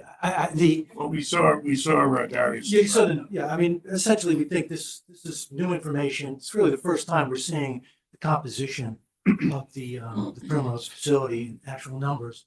And from what we saw, it looks like a substantially larger percentage of the children there will be infants and toddlers attending the day school component. In our view, child daycare use is a very different use than preschool, and those are two different uses. I think common sense reading of those terms would lead to that result, and we simply don't see how you can include a daycare use as a school use, which is the only permitted use. Like the preschool portion of it, we get that could be characterized or qualified as a school, but daycare is a totally different type of use. It's babysitting, it's children in cribs, and I just saw pictures of what one of the Primrose facilities looks like. It's just a bunch of different cribs and changing tables, things like that. They're going to tell you that maybe there's some kind of educational component for these 6-month-old children and toddlers and the like, but it's just reading them books and playing games with them. What goes on at the daycare portion of this is basically what one would expect at a daycare. They're feeding them, they're changing their diapers, they're playing with them, and they're babysitting them.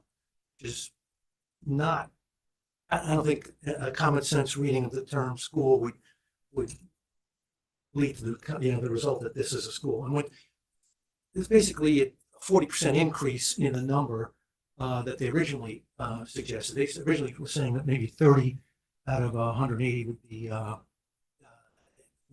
children of that age, and now it's something like 42 or something like that. It's a much greater number and a substantial increase. And as a result of that, we thought that perhaps it would be worthwhile for this board to reconsider that issue of whether or not that's permitted use. And we were hoping, frankly, that it would return to the village's administrative officer, building inspector, to ask for an interpretation of that. That would at least give us something to look at and understand what the rationale was behind the position you're taking, and obviously would allow us to then proceed to the ZBA with an appeal if we disagree with the interpretation. Right now, we really don't have anything in writing from this board or from the building inspector that addresses this specific issue.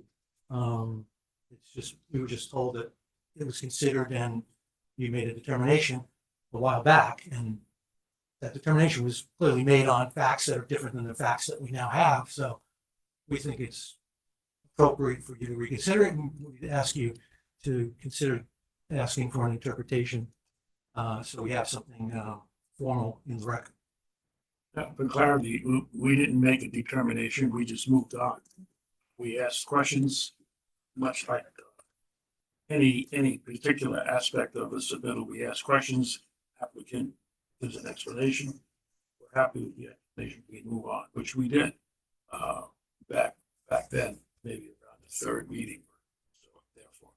So with that clarification, Mary Ann, you want to? Yeah, in my opinion, it's a school.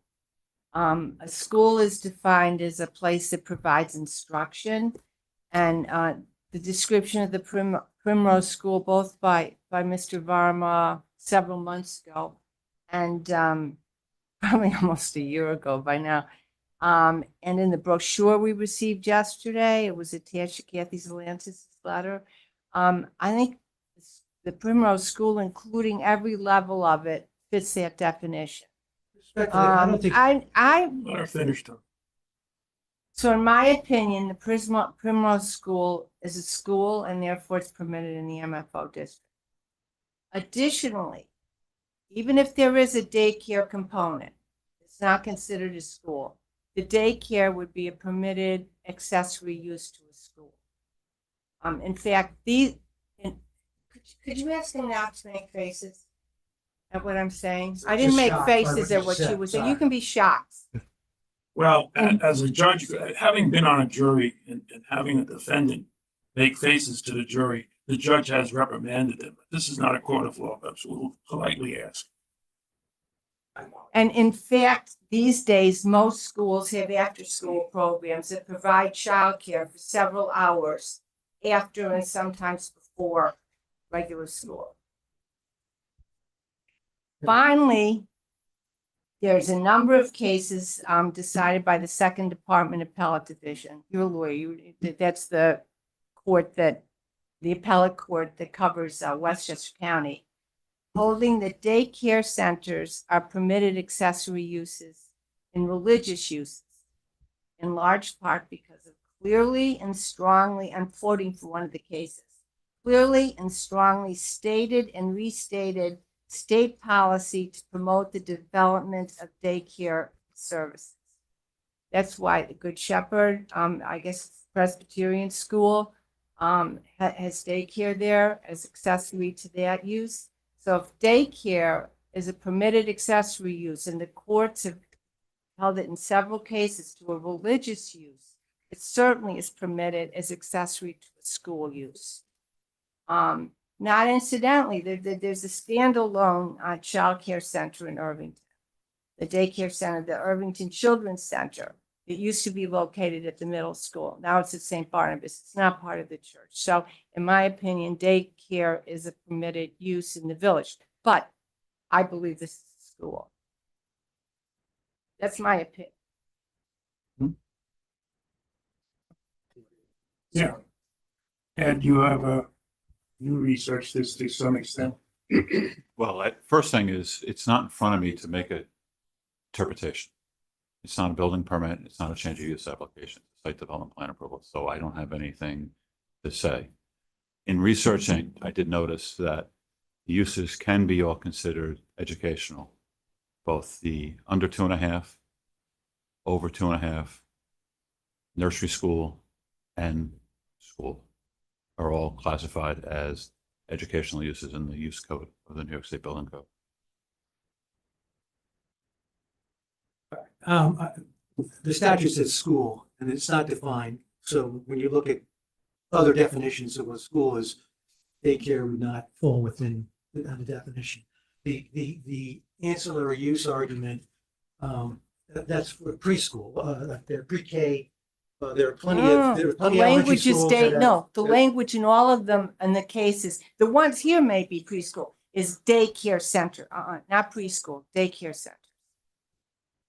Well, if that's the case, then we'd ask you to just perhaps provide us a written opinion to that effect. I mean, we want to take this to the ZBA for an appeal. We don't think that that's correct. But we're left with no. You can't appeal an attorney's, you can't appeal my opinion. No, to we the can zone- appeal to an the zoning appeal an board. interpretation.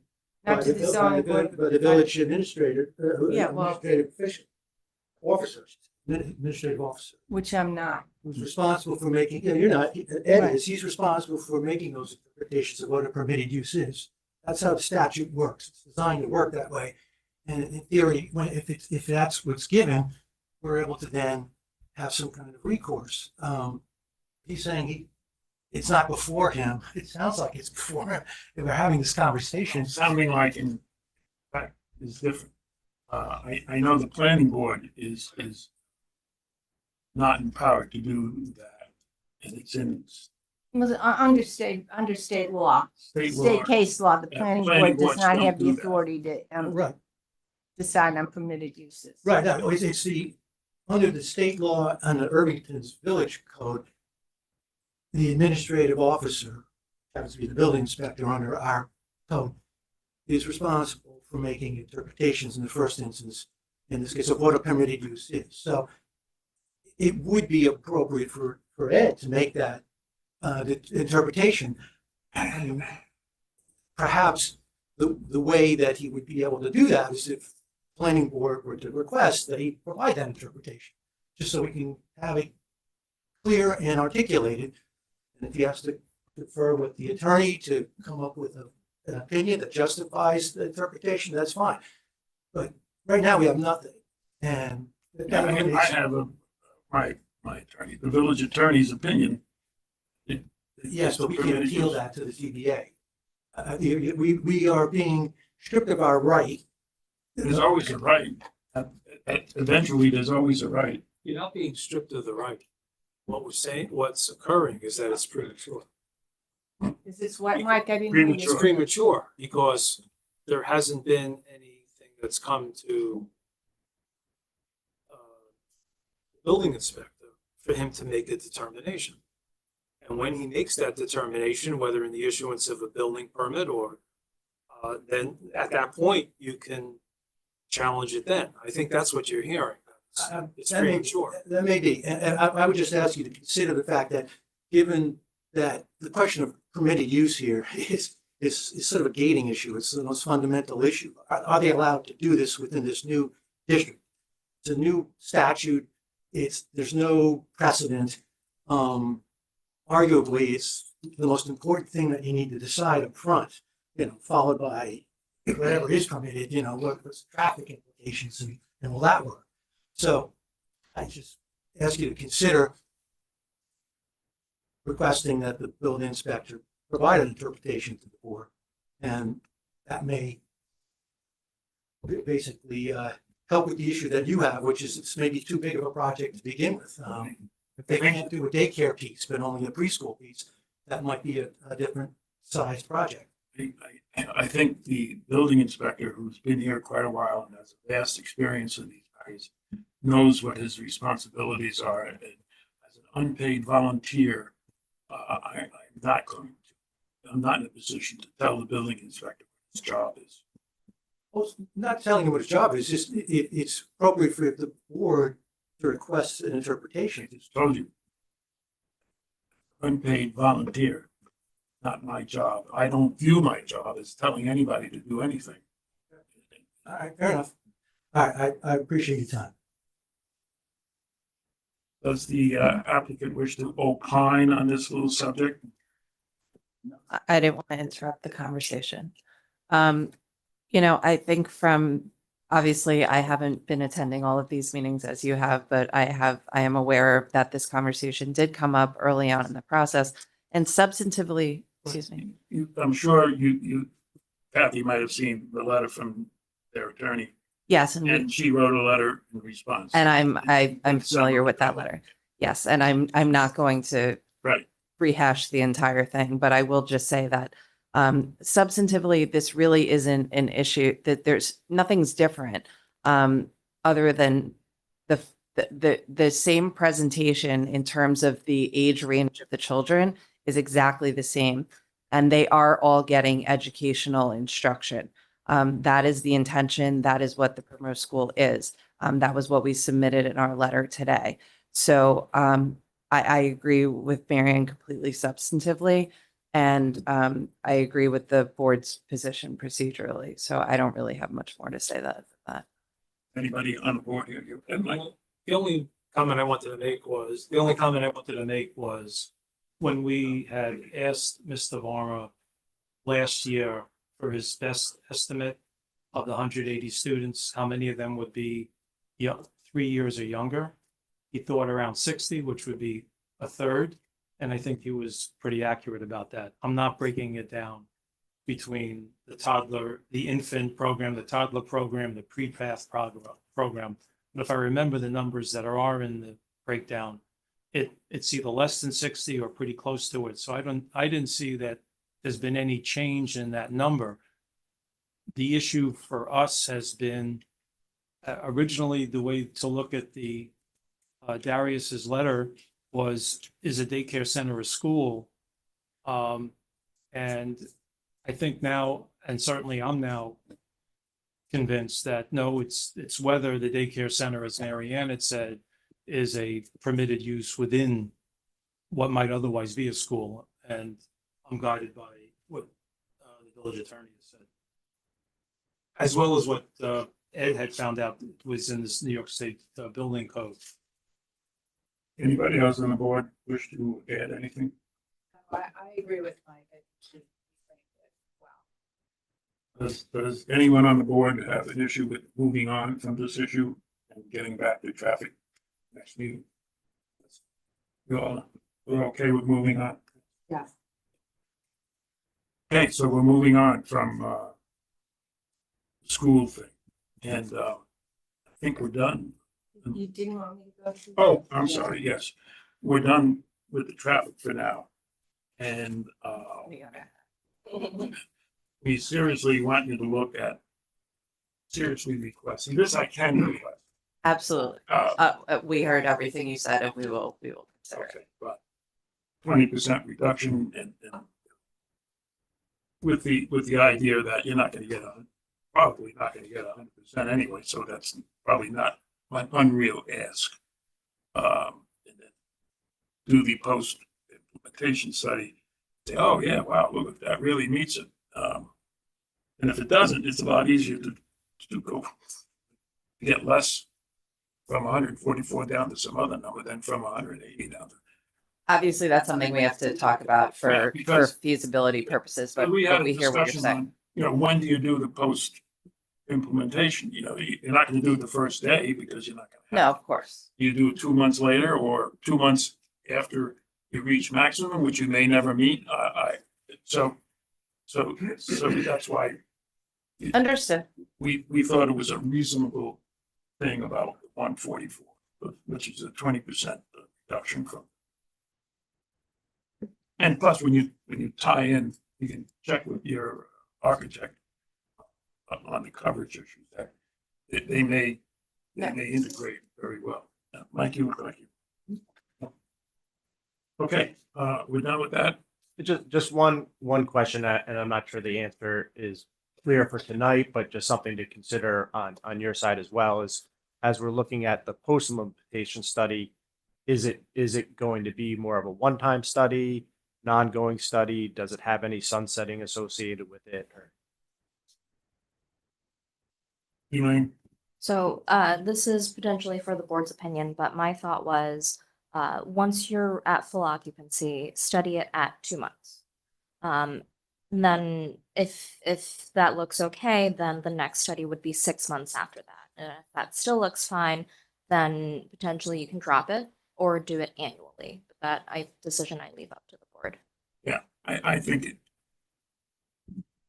Sorry, Mr. Chairman, I'm listening. Wait, interruption. Guys. That's how we did Mercy. Yeah, Although we haven't discussed that. And it's certainly not a sunset.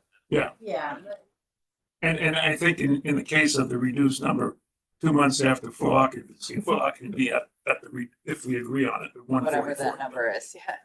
so just sorry to keep coming back at this, but I figure while we You have only- everyone engaged, You only get once. One more question.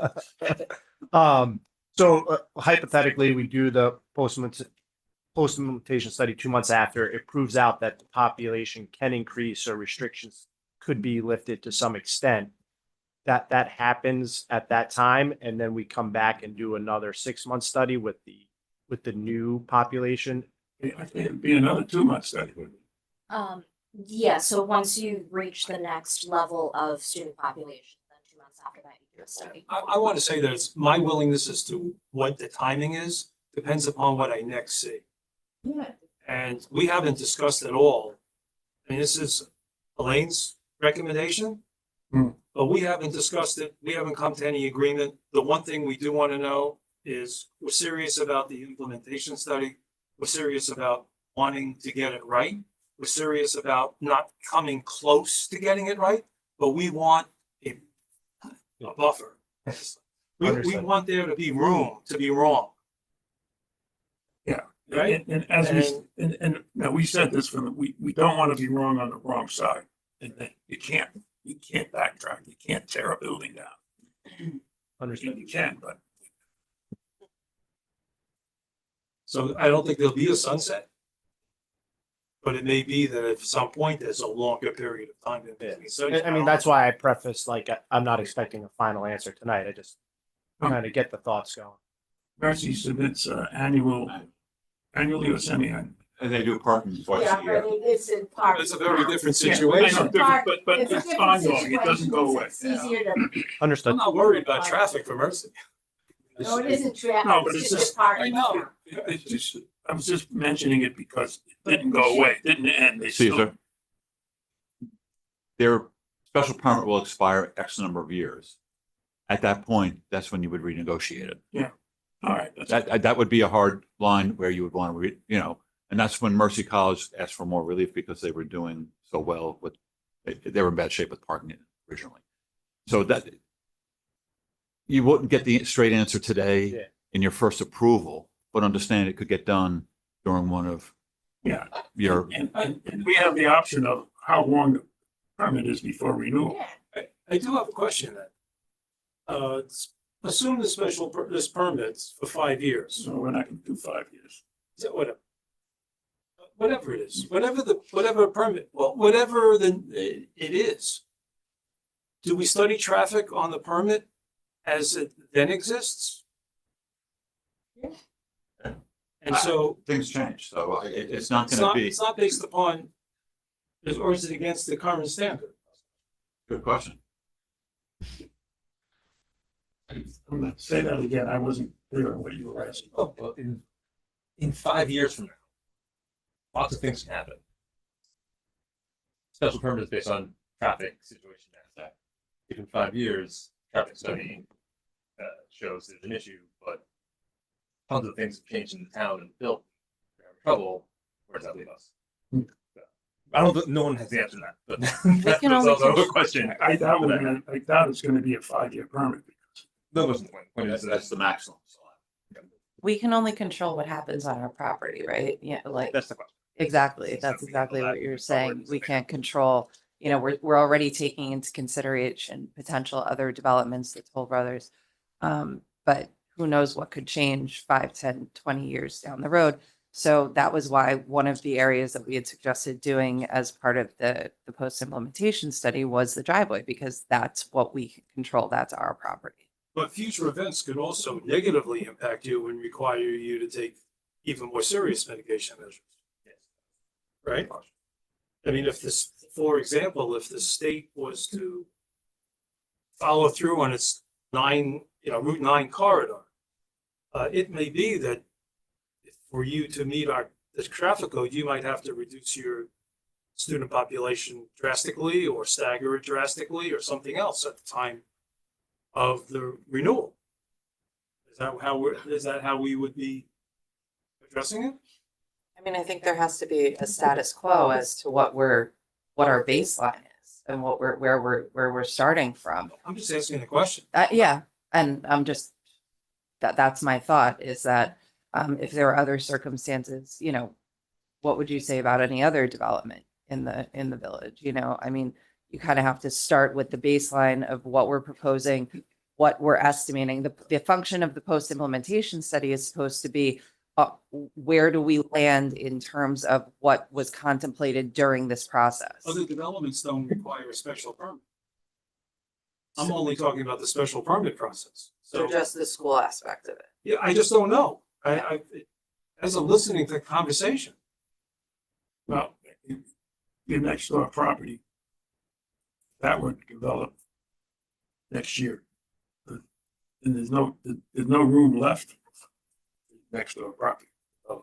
But I think what you're saying, if that was the unforeseen, do you have to get less to allow next door property to expand? I don't know. I don't know how that works. But Caesar, you might have baseline data on traffic patterns that you can match. I mean, Elaine will have to come up with a solution for that, but Yeah. it's a good question. Beyond that, I think what could also happen is, for instance, if it's DOT's study, maybe you use DOT's volumes without the site as your no build, which is what we would consider as the increment, no build to build. And then add their volumes on and see what the impact is. But it's unfair to ask the applicant to mitigate an impact that another site or another project generates. Seem unfair, in my opinion. Anyway, are we done with this? Mary Ann has some. We done? Yeah. All set. Okay. Part of Kathy's letter, in the letter where she explained the 50-50 and the staggering, and then the next topic, or vast array of topics, are environmental evaluations, topic by topic by topic. And Mary Ann has some thoughts on that letter and the things that were. Yeah, I went through it and there's a couple of, things you need to address further. One is, I think it was one of the first questions, about impacts on land or something, and, there's gonna be the removal of, oops, I'm not talking into the mic. You have to explain how you'd mitigate the removal of all the material from the site. You say how much is gonna be removed, but you have to, state what your mitigation for that is. Then on the, you should let us know, you said you thought that there was, sufficient capacity in the wastewater treatment plant in Yonkers. Is there some document that either from Westchester County or Yonkers? Let me interrupt you on that point. It's not so much the treatment plant at Yonkers. It's the county pump station that's here and the collection system that gets there. So, yes, Yonkers has a permit for 120 MGD. They're running about 100 MGD. I don't think this is going to affect it, but the pump station is down on Station. Understood, so county. Okay. Esther. And then, we need to hear from, the Irvington, DPW that there's sufficient water and sewer supply. Your section 13 on impact on transportation, will have to be updated. It's a little bit out of date, so update that.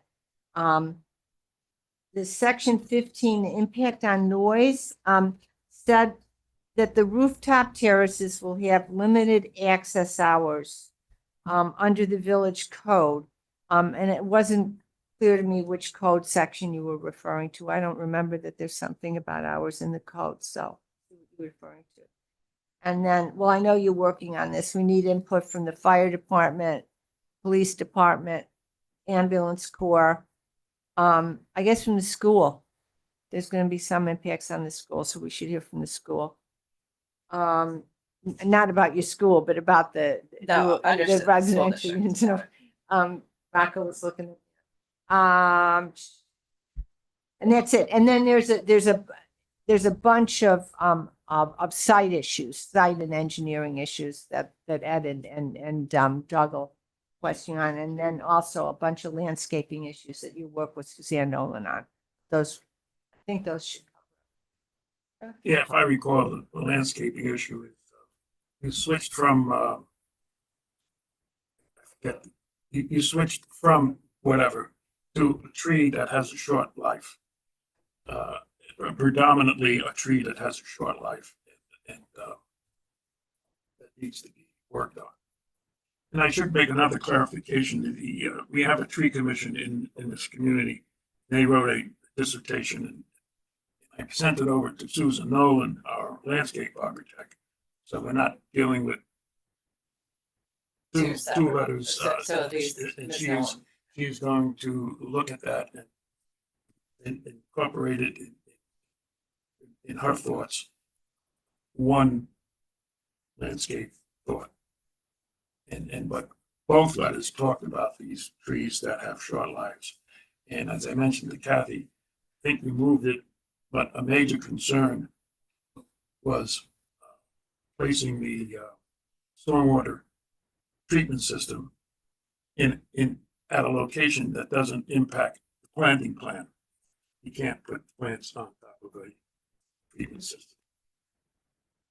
Yes, we did receive the tree commission's memo and we had no objection to it and we look forward to receiving Ms. Nolan's. It'll all be one from Susan. So the guidance would be to wait until we get it from Ms. Nolan because that'll be the ultimate. Okay. That'll be the summary. Yeah. Okay, thank you. Yeah, but we do look forward to all of those comments so we can continue to move forward with the site plan itself. Try to get this to a home. I know there's still issues. We were okay. We're not addressing the tree plan because as the site plan moved around, driveways moved and it would affect it. So no sense doing landscape plan. That's not going to be reality because you moved the driveway or you moved a bunch of things. So that was okay. The fire truck thing is a big deal. So you need to fix that. And this height thing is a big deal. So I'll get it for the details. I spent a bunch of time with the Gators associate. But we're not getting anywhere. Maybe we need another sit down. Ed told me that 3 submissions ago, the height was okay, and now it's not okay. That's the struggle. So close. Okay. Understood. We'll definitely have further conversations amongst ourselves so that we can try to be in a better position. to Yeah, present and something I think it's wise to continue offline with Ed on these. Absolutely. Instead of debating them back and forth about what's good for a fire truck or an ambulance. And we appreciate his willingness to communicate. Well, it's a big project. Yeah. It's a big deal in the village, so. And we got enough to deal with in traffic without going until midnight on Understood. site plan. Okay. Anything else, Mary Ann? I'm here. Elaine? Board? No. We have, yes, come on up. You have to come up to the Come on up. Yes, but I just want. on the environmental test. That seems like a foreign language on your t-shirt. I think it's French, I don't know. I don't know what it says. Hopefully nothing indecent. I'm Asia Tract at 20 Strawberry Lane. So since the noise impact was brought up today, the issue of noise impact. And from what I understand, looking for the applicant's environmental impact statement, the statement was there will be no additional noise impact. And just like that, it's I can't understand how the statement is correct when there is multiple vehicles coming in and out of sight. 2 playgrounds on the property, 3-story building, multiple residents, rooftop available to for the residents to be on, and there is no noise impact. So what is the statement based on? How do you measure noise generation? And I mean, for me as a layperson, I think it's absolutely clear that there is noise impact just from the playgrounds themselves, not counting all other, clearly like people and activity on the site. I think, Mary Ann, you raised that issue with the noise. Yeah, part of it, but I mean, I think they should The address it. rooftop is, It's noted. But just so okay, it's not just the roof. No, it's not just the roof. No. She Right. got it all down. So Yeah. may I ask, how will the applicant measure the address this noise generation? How you are going to estimate the noise? okay. We'll look Right at now, that. there is no noise on that site. Okay. Understood, but it's a matter of what, so it's going to be a school, so the most of the activity will be during the day. And then it's going to be a residence, just like any other resident. So there's nothing, I mean, there may be short-term construction impacts, which we'll certainly have to address with the board.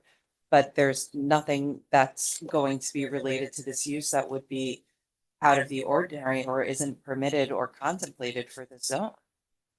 I think the answer is, it's not that there's no noise associated with the development, it's that the development contemplates certain uses. Right. In this case, the residential use and the school use.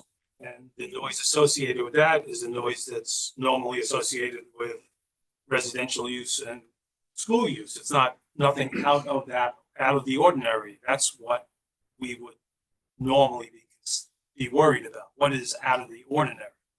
But this is the environmental impact. I mean, maybe I'm misunderstanding, but it is compared to now, this is the impact, isn't it? Then you couldn't do anything with the property. I think you have a misunderstanding as to what the noise impact is. Yeah, I think they got the message, and in addition to what she said, I would be more interested in what's not normal, which would be the roof. Yes, understood. And hours, and if they're going to be festivals up there, or New Year's Eve party, or I don't know. Limitations on You know, I'm sure, like with most of these types of developments, that the residents aren't going to want that either. You know, they're going to want their peace and quiet, but we will certainly, we heard the comments and we will respond accordingly. Could use the soundproof fencing from. Yeah, right. From the pickleball course. Thank you very much. Very thoughtful. Anything else? No, I guess we're done. Oh, Zoom. Nobody's raising their hand to speak and there are no comments in the chat. Anything over here, Ed? Doug? Nothing from me. And the other big thing is, I saw Doug, was drainage. I mean, there's a lot of water up there. And Route 9 storm system is almost non-existent. The last rainfall, there was 6 inches of rain running down Broadway, both directions, and meeting at Harriman, and flooding tried to come in under the aqueduct. The road's still closed. So flooding and where the water's going, we've had some bad experiences in the last couple of years. One just 2 weeks ago, with drainage just doesn't work. So you really need to keep it on site, and that's important. Because we lived through some floods. Understood. If anything, I imagine this will improve existing conditions. Right, it should be less water Exactly. coming off. Zero net runoff. 8-inch pipe, 10-inch pipe. 8-inch pipe, Yeah. You may not know which pipe you're talking about, but Mr. Gregory it's in the does. southeast corner of the property. Okay, I think we're done. Got more? Are we done? No, we're done. Okay, meeting is closed. Thank you very much. Thank you all for your time tonight.